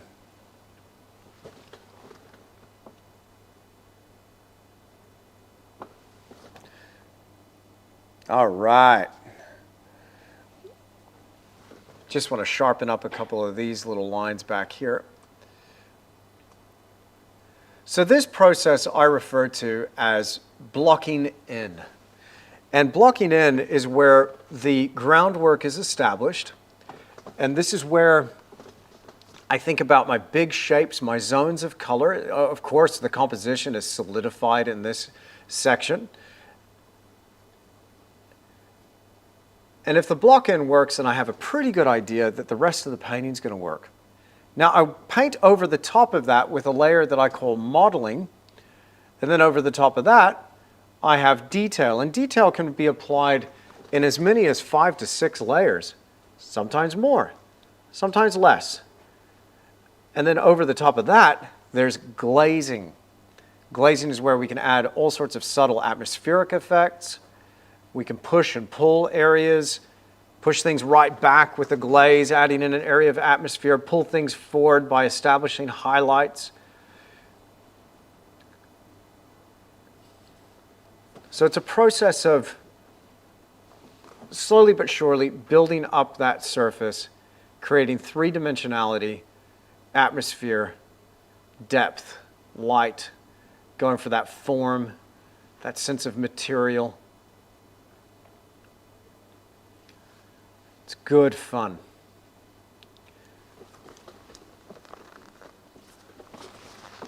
Hello from Townsville. A few Aussies in the house. Welcome, welcome. Yesterday's sunset session was brilliant too. I love painting sunsets and rise. Fantastic. Moonscapes and the play of the clouds of a full moon. Awesome. It was a fantastic, nearly full moon last night. Or maybe it was full. Thanks for the comment there, Val. QQQ from Macon. Do you ever have the problem that parts of your paintwork become matte after drying? All the time, dude, all the time. So there's a few ways around this. One, I've just grown accustomed to it and I deal with it. And so I know that I will get areas that are going to sink in. So the next day, guaranteed, this is going to have areas that are going to sink in. Excuse me. Okay, so what do we do about it? That's the question. Okay. You can go over with a layer of there's a process called oiling out or oiling in. And this is just applying a thin layer of medium to that area. You've got to be very careful how you do this. A lot of archival painters would not approve of that particular process. I just see a little spot of imprimatura. I want to just nip in the bud right there and just get that little area knocked down. So the other thing you can do is wait for it to dry and apply a layer of retouch varnish. I use retouch varnish all the time, and it brings the original luster back into your painting. So fantastic question there. But yes, that is something that I have dealt with for many years in my paintings, and I've just grown accustomed to it. So, but my work does require a varnish, and so I do a final coat of varnish. I'm a big fan of Gamvar. Gamvar I'm having some great results with at the moment, but I also do love Winsor & Newton varnish, and I use a satin. I like to go for a satin. Not too glossy, not too matte, but something that's going to bring out the depth of the tone of the shadows that I've been working with and bring out that original luster of the paint. It's something that can be lost as your painting dries, right? Okay, so a little bit of Cremnitz white. There's a bit of a green note that's coming through here in some of the white water. I'm just going to block in some of this with some more muted grays. I've got a little section of white water here that's going to be spilling around. We'll come back and work in with a bit of our white, but the water is going to be coming down here. I've mixed in a touch of raw sienna to get a little bit of a yellow quality, which I'm seeing in my photographic reference here. Again, my Academy folks, when I finish this off, they're going to get access to the full tutorial once I finish this painting off, because I'll probably carry on with this one and do a complete breakdown of the techniques. I think Dan Spoke Furniture is going to be, Mr. Daniel Beresford over there in Australia is going to be tuning into this one. I have a feeling. But I will be including all of my high-res reference material with that. And you've got access, again, on the Academy, you've got access to the royalty copyright-free references that I use in these projects. So if you want to have a go at the painting yourself, by all means. That's what it's there for.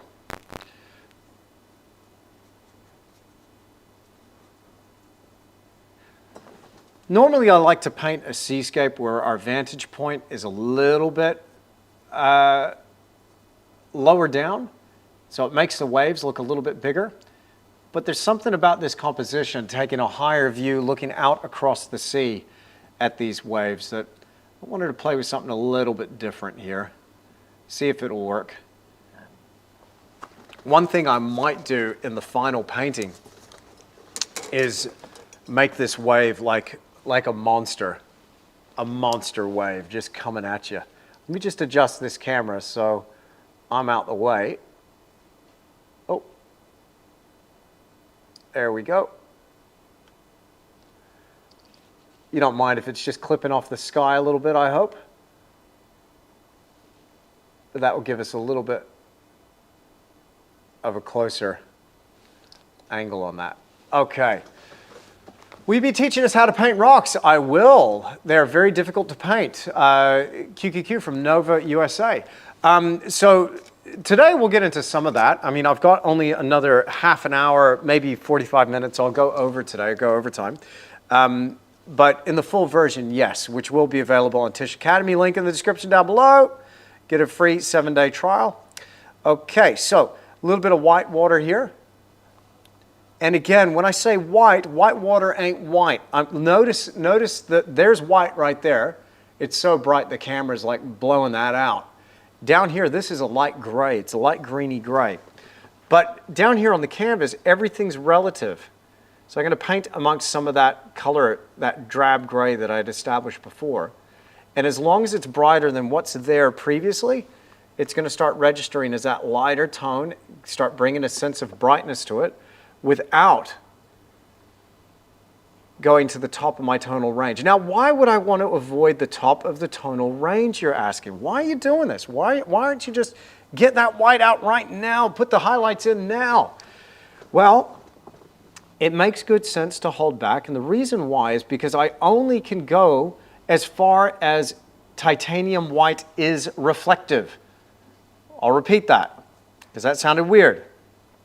I can only go as bright as the titanium white is. So as much light as can reflect off the surface of a pure titanium white highlight, that's the top of my tonal range. That's it. There's nothing more I can do with white or a highlight.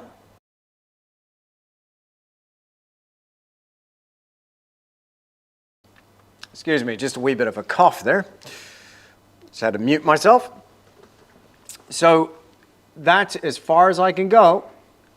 So if that's as far as I can go, one thing I've learned is that if I go there too early, it's difficult to find that highlight later in the process. Because I've already gone to the top of the range, there's no more range that's there. There's nothing else available to me. So I start painting with subdued, desaturated color and value. So subdued value, holding right back with those tones and colors. And that is what gives me that sense of light. Right at the end, I add that little bright pinpoint of titanium white. So again, use that gray out some of those lighter colors, and watch how when you add those final highlights, they just explode off the surface of your painting. I hope you're picking up a thing or two here in this live stream. I've been painting now live for an hour and 45 minutes, just about. If you've learned something here today, and if you're watching live or you're watching the replay, again, I appreciate your company so much. Thank you for being here in the studio with me. If you've learned something, imagine what you'll learn on the Academy. Every week we're uploading some new demonstrations to that painting library. There's also drawing videos over there, and it's across a wide range of subjects. It's not just seascapes. We talk about portraits, landscapes, trees, skies, clouds, all kinds of things. And I'm updating and adding to those content libraries continually. So you can get yourself a free 7-day trial. Click that link in the description down below. That's just wanted to mention that for anybody new that's tuning in right now. Check it out. And of course, it comes with a 30-day money-back guarantee. If you cancel within that first month, hey man, I'll give you your money back if you decide you're not 100% satisfied. But I think you're going to love what you find there.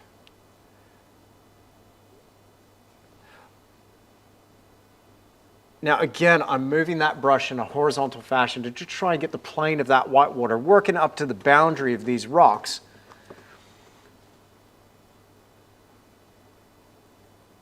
And I was thinking about vectors before, and how do you break up some of these lines before they exit the edge of that painting? So here's one. We'll just break it up with a little bit of sea spray.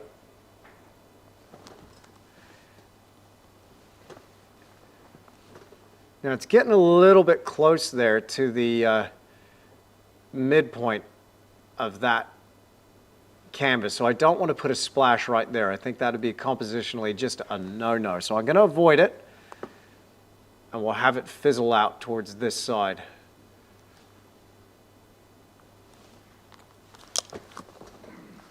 All right. Can't wait for the finished painting in the Academy. Thank you, Heidi. Me neither. I'm looking forward to it. Okay. Hey, thank you, Alfredo. Appreciate that. Awesome. Okay, so John has got a question. With Crimnitz White being archival and not obtainable in the UK, yeah, just so long, John, as the paint that you're using doesn't have zinc, that's my only recommendation, is that you really avoid the zinc, despite what the manufacturer says. And I do really highly regard Michael Harding's paints. I know they do a very fine job over there. But Blue Ridge ship internationally, so you can still get a tube mailed to you. So I highly recommend checking out blueridgeoilpaint.com. Again, I love what Eric Silver does. Like he's a master craftsman with his paint. He's such a dude as well. Such a nice guy. I don't know. I think it helps if when the people you're dealing with are just good people. He's a good dude. And I love his attention to detail, the consistent quality that he gets across his range. And so I've heard the complaints from a lot of people. It's like, hey, look, it's just not available in my country. You can't buy it from a store. You order it online, and he'll ship to you direct anywhere in the world. Well, at least I'm pretty positive anywhere in the world, certainly to the UK. There are some locations around the world that might be a little tricky to get the Blue Ridge. But for the most part, I think as long as you've got a postal service, you can get yourself a tube of Blue Ridge in the mail. So just added a little heaviness to the top of that wave. I want to add a little bit more of a bottle greenness to the inside curl of that wave. And then I want to start working on some rocks before we add some highlights. Screaming into the finish line here. I'm feeling the pinch. I'm feeling the pressure of the time. My goodness. Are we going to make it? Maybe. It's exciting. But I think just a little bit of light coming through. Now that light that's glowing through that wave right now might not make any sense to you because it's like, well, there's no sunlight in the image. But I'm going to have this silvery light coming down from above, which I'm going to build towards the very end. Okay. Rocks. Let's do it. What is the way that you clean your paintings after a long break so you can continue working on them? I just give them a general, if it's a long period, like a couple of years, I had a painting recently that had a couple of years, I give it a thorough wipe down with a microfiber cloth. I make sure that it's absolutely dust free. I might give it a clean with water and a cotton bud and some vinegar, some white vinegar, so just a couple of capfuls. Beg your pardon, ammonia, not vinegar, don't use vinegar, beg your pardon, I misspoke. Ammonia, so just a capful of that in some water. and just go along carefully with a cotton swab. But that's if I'm really, trying to clean a painting. For the most part, they don't really need that. But I'll just give it a wipe down with a microfiber cloth, and then I might give it what's called a couch to work into. So I might give it a coat of fresh medium. Okay, burnt umber and ultramarine blue, a touch of quinacridone magenta, a little touch of cobalt teal. We're going to make a nice dark shadow here. And this is now the lower end of our tonal range. Miro's got a question. How do you sell art? Do you only paint commissions or whatever you like and later list for sale? Okay, so I'm going to ask that if you've got a question, please do me a solid and hit me up with a QQQ, okay? That way I'm going to catch your question. But I'm glad I caught that one. That's a great question from Miro. Now look, I talk about this a bunch. That's what my podcast is really mostly about, is the art business, and primarily interviewing artists and straight up asking them cheeky questions like, how do you do what you do? How are you selling art? What do you prefer? A direct sales model, a gallery model? How do you do commissions? How do you price your work? How do you print your work? And blah, blah, blah, all this stuff, right? And I get so many different artists on week to week and interview them on the show. And I've got a few answers to these sorts of questions, but I'm only one person and I've only got one point of view.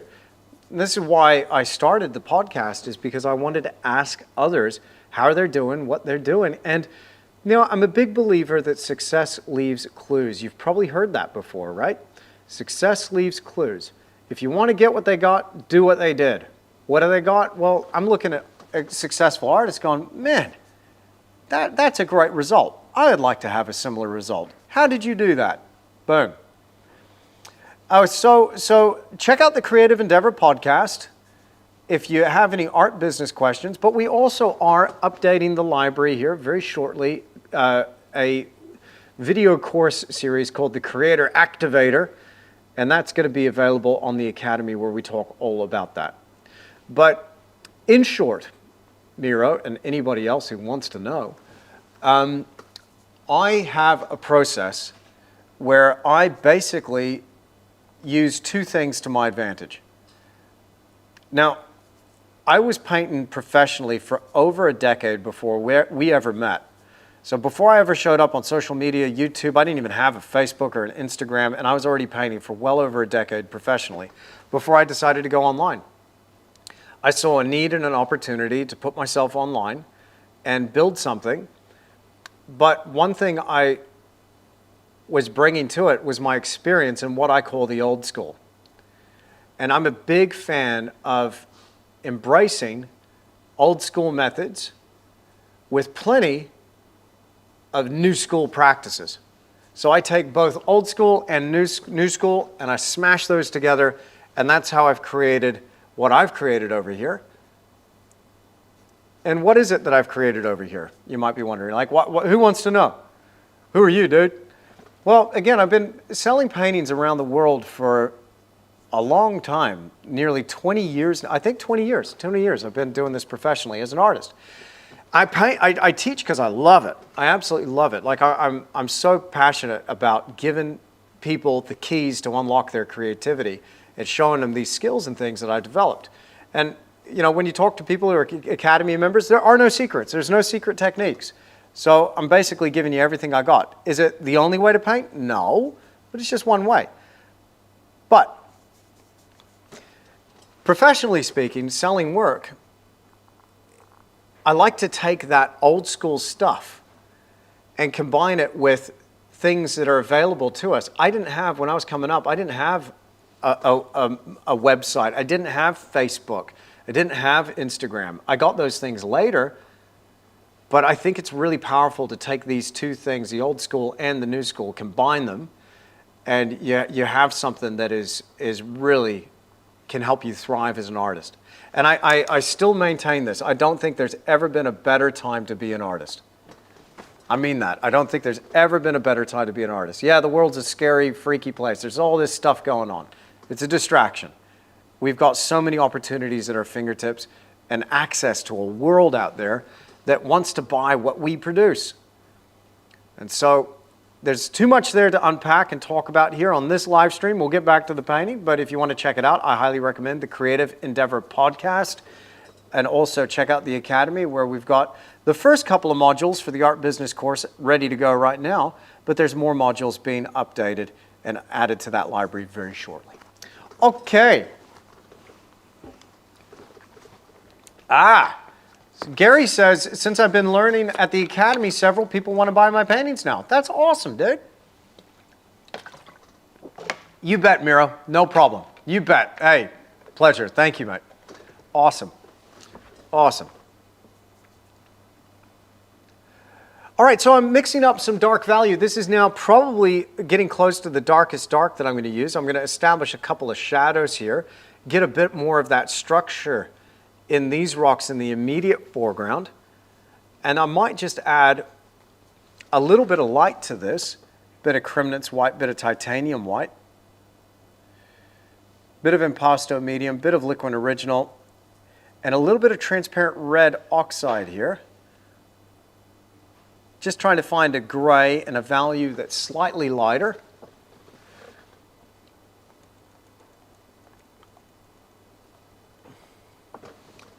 And then right here, I've got these beautiful rocks here that are just catching that white water in the foreground.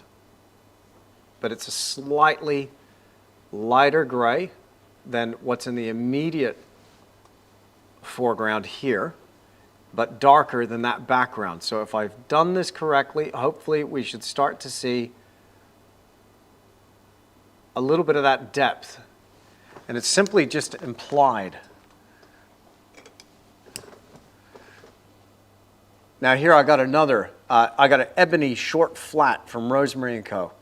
This is a soft brush, a very bushy brush, but similar to that Series 274 that I was using before. And I am really digging using some of these synthetics. It's giving me a painterly quality, but it's also giving me a very thin surface to work with. Just cut around some of those darker shapes here. Now I've got that brush ready to roll. If I need a little bit of darker shadow, a bit of ultramarine blue there, and then right here, just starting to establish some of these rocks here that are in this spill zone, this whitewater zone, the foam zone.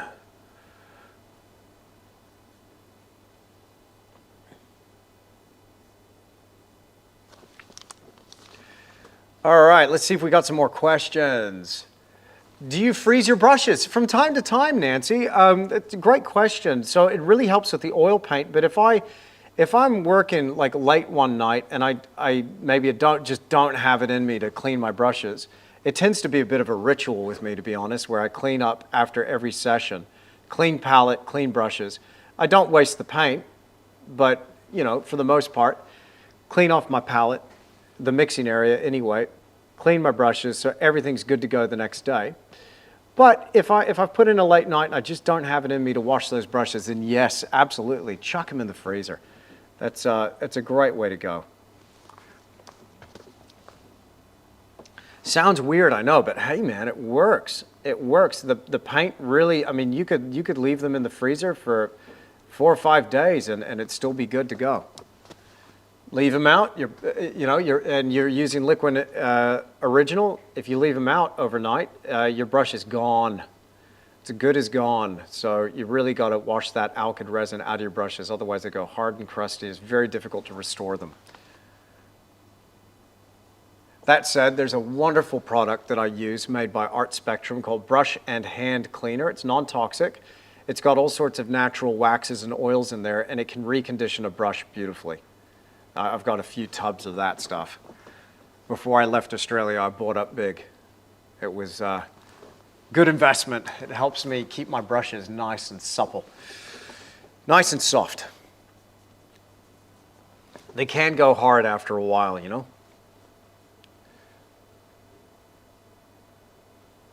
Okay.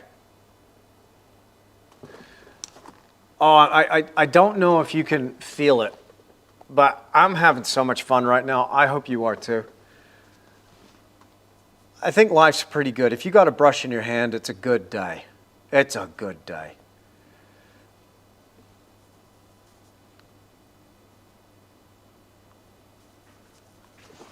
So right here we've got a little bit of light shining off some of these rocks. I've just upped the temperature ever so slightly. Again, there's a subtle silvery quality to some of this light. So I'm careful. I'm still boxing with one hand tied behind my back. I got that right hook just ready to go. I'm up on the ropes. Hopefully I'm faring okay.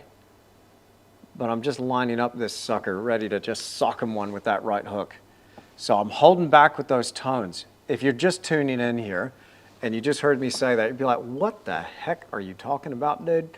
So save your tonal best for last. So I'm basically going along here with one hand tied behind my back. I'm not going to the top of the tonal range or necessarily to the very bottom of the tonal range. I can still, even though the camera has dropped that out to black, I can go blacker still with a phthalo green permanent crimson combination.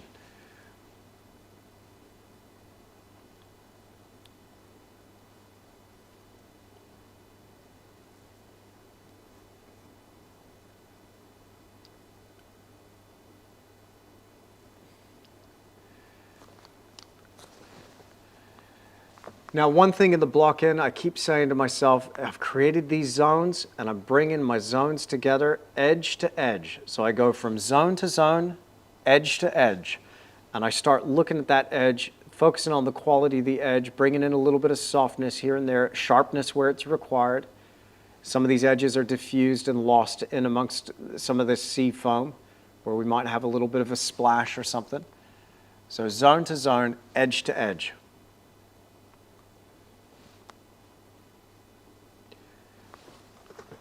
So I'm coming up to the top of the hour here. I've been painting live with you for 1 hour and 56 minutes. It's clear to me that I am going to have to go overtime. I hope that's okay with you. But again, I'm having so much fun painting with you here, so we will go overtime a little bit. I'm happy doing a live stream for a little bit longer. Thing is that over on the Academy, we often will paint for well over the time limit. And I'm going live every week for 2 hours on the Academy. And again, last week we did a 5-hour live stream. Just yesterday we did a 3-hour live stream. I think about once a month I'm going to do an epic 5-hour live stream, I've decided. That was so much fun. So here it looks like I'm going to have to carry on and do a little more painting for you. But I hope you're enjoying it so far. I'll do my best to answer as many questions as I can, but it's clear to me now that there are so many questions coming in that I'm not going to get to everybody. I apologize so much if I have missed out your question. Very sorry about that. I'll do my best. If I've missed it and it's really important, hit me up again. I've got a question here from Deborah. Do you ever leave your brushes in linseed oil like the masters used to do? No, I don't. You could do that. You could do that, but I don't do that. I just would avoid doing anything where you're resting the brush straight down in a jar of anything. So coat that brush in oil if you're going to do that. It's not a bad idea. And just hold it horizontal, flat. Why not do that? Because those bristles are going to angle and they're going to bend and they're going to stay bent. It's going to be very difficult to get the kinks out of that bristle. And why not rest it like this straight up? Is because it will take all of that pigment and drive it and deposit it down into the ferrule. And over time, your brush is going to do this. It's going to splay apart. So you want to be very careful for that stuff. Very, very careful.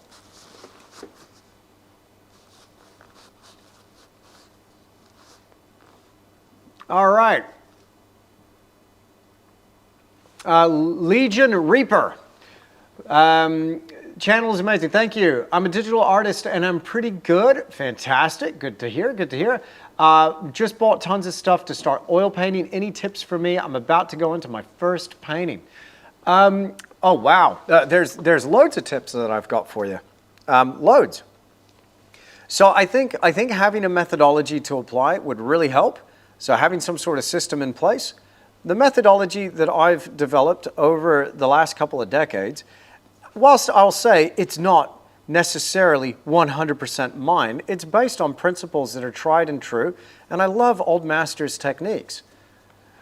So a lot of the principles that I apply, you will see, are kind of universal amongst a lot of old masters. Now, for every artist, there's another method, for sure. But having a methodology, I think, really would help. Now, again, if that's something you want to look into and develop, then I've got the system in place that will help you get achievable, predictable, great results. Check it out. You'll find my oil paintings of fundamentals of oil painting course over there on the Academy. Okay, I've plugged that Academy enough. Top link in the description down below. But that's what I'd recommend. And check out that course, and I think you can't go wrong. So, do you ever, okay, I've answered that one. Thank you, Jim Wolf. That's a very kind comment. Appreciate you. That's very nice. So I'm just moving forward with these rocks. I'm geeking out about my rocky shapes. This is cool. This is cool. Bit of transparent red oxide, transparent yellow oxide. The red doesn't travel so much and so well over a distance. So I reserve this for the foreground, and it's one of those color elements that helps these foreground rocks come forward just a little bit more. And I'll try and establish as much of the rock as I can here in the foreground before drawing this live stream to a close.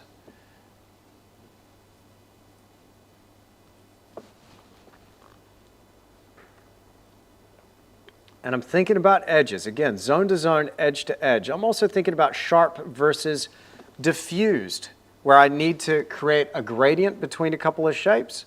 That might create a look of some roundness in these rocks and boulders. Sharpness is where we get a harsh meeting between the water and the rock. So this rock is hanging out over this white water here.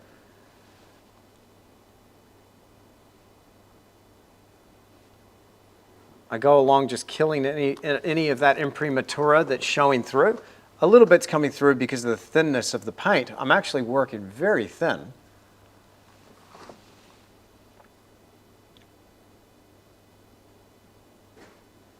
But this brush, this Filbert Series 274 is so nice for creating these whitewater shapes and some softness down here in the sea foam. I enjoy that. A little bit of a deviation here from my normal working method of using daggers. I use a lot of those Tisch daggers made by Rosemary & Co., named after yours truly. It is still my favorite brush, but there's a little bit of a variation from that. A bit of a rock here. Now, what I was saying before about corners, again, I'm going to have some dark mass here, a bit of a rock here in the corner, but it's not a major focal point. I don't want to have it open. I want to have it kind of like the full stop or a period on the end of a sentence.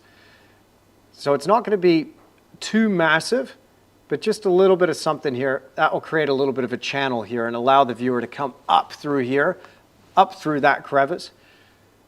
I'm just going to put it there, and if I decide I don't like it later on, if I like, no, actually that is too heavy, I don't like it, then I can always move it later. There's a game that I like to play. I call it aesthetic chess, where we can move one thing at a time. And we just start shifting elements in our composition to try to create that harmonious design overall.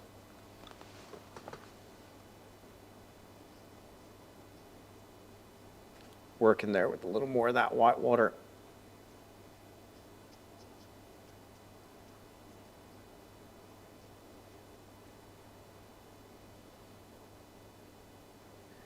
Clean up some of those edges. What I'm after, right? It's like kind of like, forgive the analogy, I know it sounds corny, but making a painting's a lot like making a pizza. You got to get that base. You got to get that base right, man. Now, if you ever had good pizza, and I'm talking good, authentic Italian pizza, it tastes better in Italy, I reckon.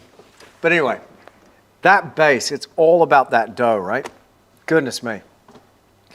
No amount of toppings thrown on a bad base is going to make a good pizza. You got to start with that foundation. So what we're building here is that foundation.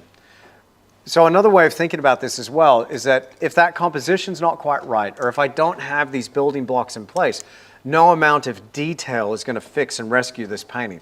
So I start off general, I get the basic shapes right, I just get it to a point. I mean, am I saying this is a perfect composition? Not at all.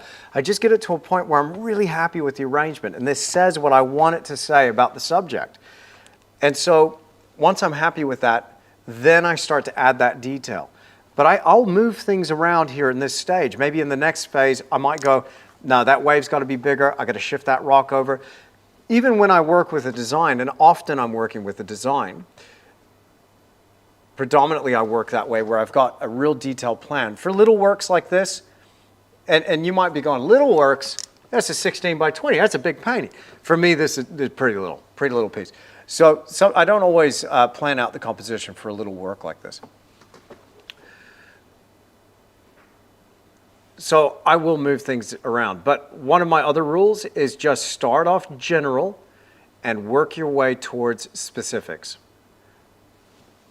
So start off general, work your way towards specifics. So that means the big, bold shapes, your major zones, tones, and colors. The entire linear aspect of your painting is established.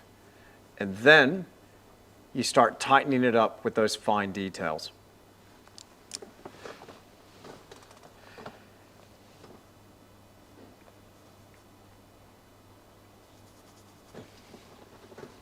So I've got this little bit of a quality here with this rock. I'm noticing in my reference material that there is a slight reddish tinge. And again, that red and yellow doesn't travel well in thick atmosphere like the situation I'm trying to depict here. But when it shows up in the foreground, it pulls that right into the foreground. I want to be able to discern between this rock here and that other rock. I've got rocks on my rocks, all stacked up on top of each other.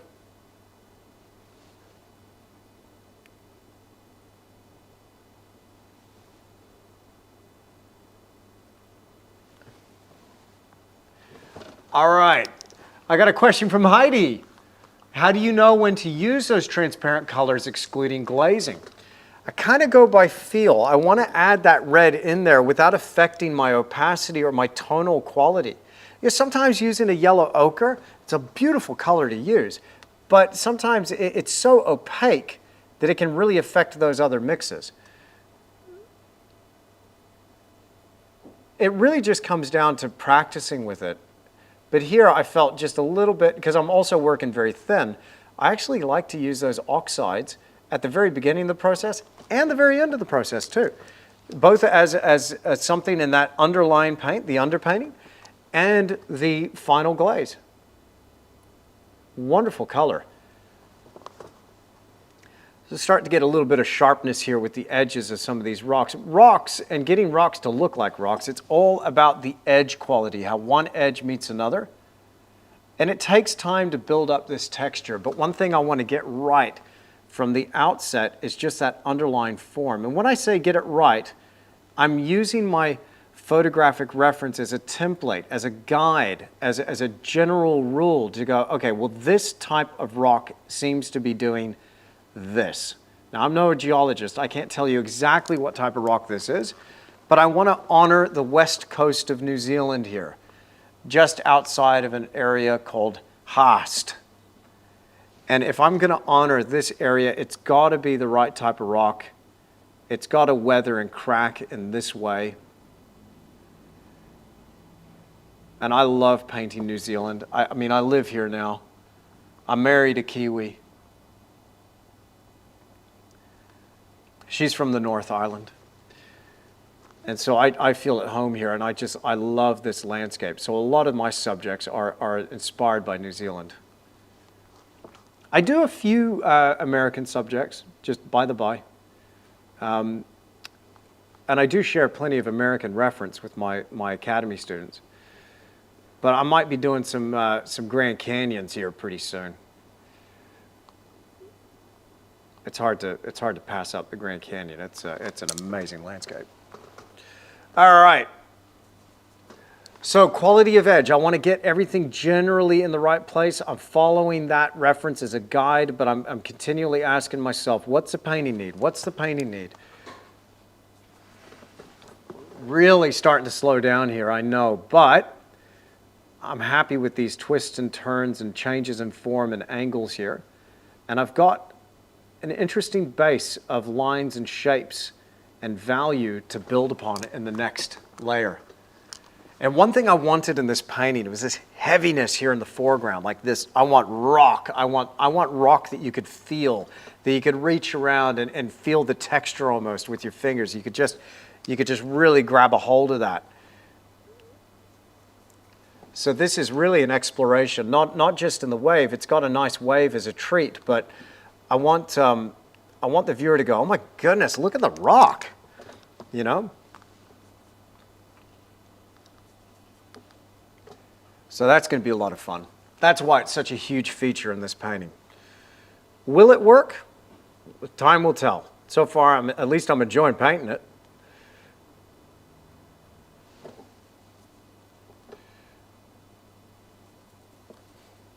All right, so I've done a little bit of overtime here. I'll keep going for a little while longer. Again, I apologize for missing so many questions. Here I was beginning to think I might be able to answer just about all of them, but no, there's so many people watching live. I think at one point there we got to 530 people. I don't know what the top views were on this, but still 400 people watching now. Goodness me. So if I missed you, I'm really sorry.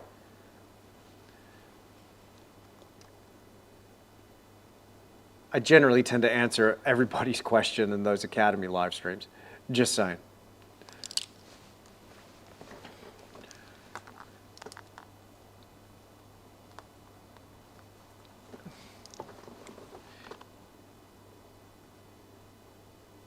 So we've got a little wave that's crashed up on these rocks. That white water's drawing away, spilling over those edges, revealing the form underneath.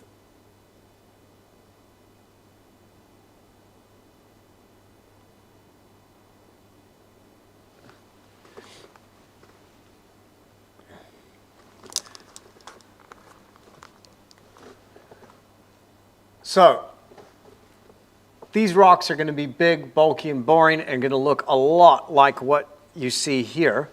Let me add a couple more marks in another area because I think you get the idea of where this is going to go. And again, I'm going to finish this painting off and share it with my Academy students. If you want to see that full tutorial, then click that link in the description down below. Bear in mind, it's going to take me some time to film this as of when I'm, doing this live stream. It's going to take me a little while to film that and share it with my folks over there. But there are other tutorials. If you enjoyed this, there's loads there that you're going to learn from. But I will be putting that up there, and we'll be uploading it as soon as my editor has a chance to get through all the footage that I'm about to collect from this painting. But man, this has been so much fun painting with you here. But there's a couple more marks that I want to make here. And we were talking about this earlier. In fact, I'm going to use a bristle dagger for this part. So the dagger, it's got that shape. I'll hold it over my palette. You can see it there. And again, I talked about this a little bit with in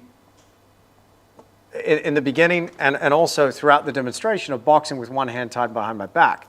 So again, save your tonal best for last.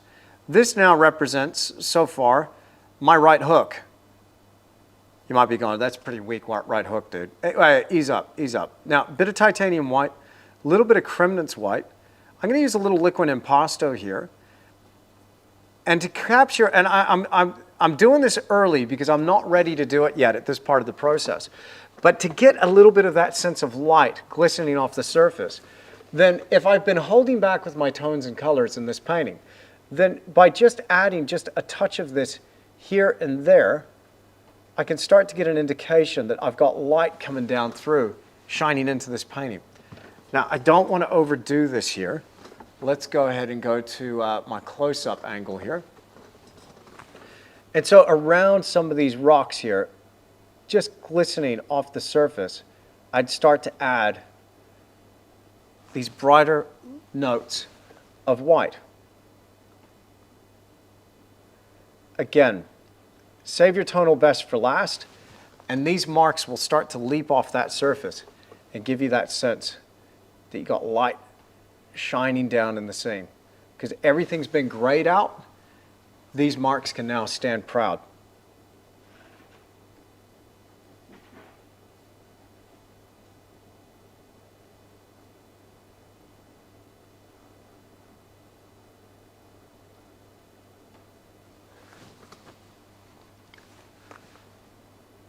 We'll do some over on this side.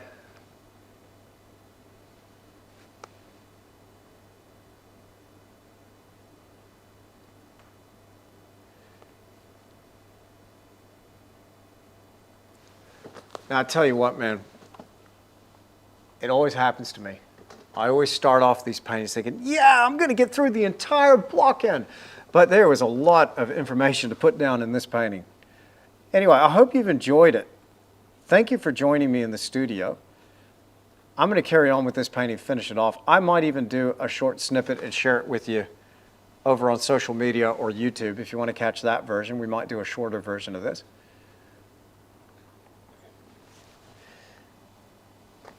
But we've talked about quite a bit today. I hope you've come away with a new technique or two. The conversation does not have to end here, though.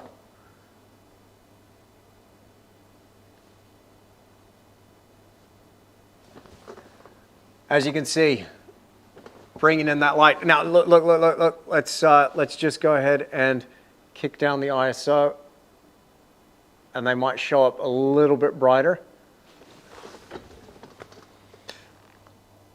We could even go a little bit further still. I'm still holding back.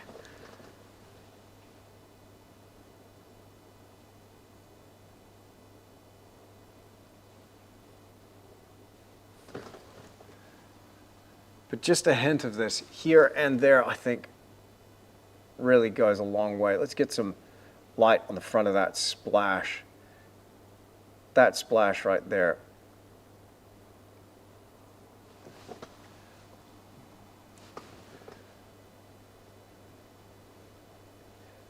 This was just a bare brown canvas before we got stuck in today.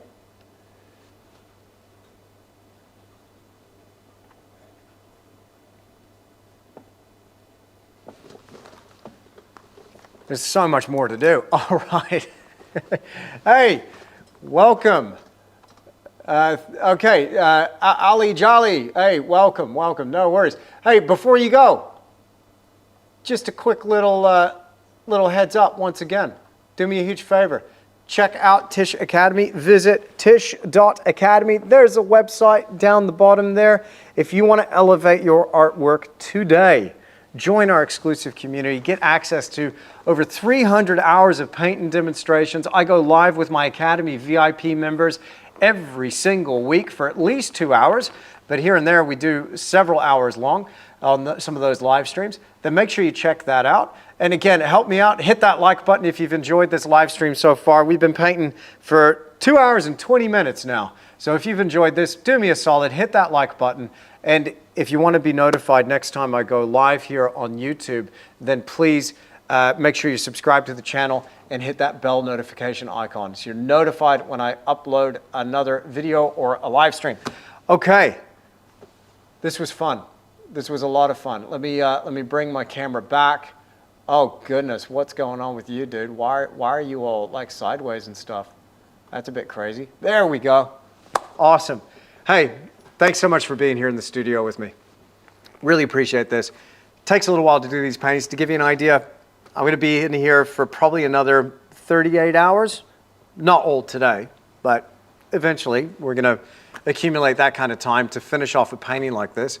But so far, yeah, I'm kind of happy with it. It's gone pretty far, but a little bit more to go. Obviously, those rocks in the middle foreground would have been nice, but I'm well past breakfast time here, and I'm kind of hungry, so I'm going to go and eat. But I'll probably be finishing that off later on today. Make sure I get this layer solid. But again, thinking about our line and shape, our tone, our color, our edge. That's what I'm dealing with the first part of this process. Trying to create a sense of form, right? Like down here with these rocks, a sense of depth, like the difference between one thing and another, a sense of that light coming through, and a difference between material. Is that material different from that material? I'm playing with these things, and then hopefully if I've done a good job with that, it'll give you a sense of time. Like, what time of day is this? Place, where the heck are you? You know, time, place, a mood, right? Is there a particular mood? Is there a particular atmosphere here?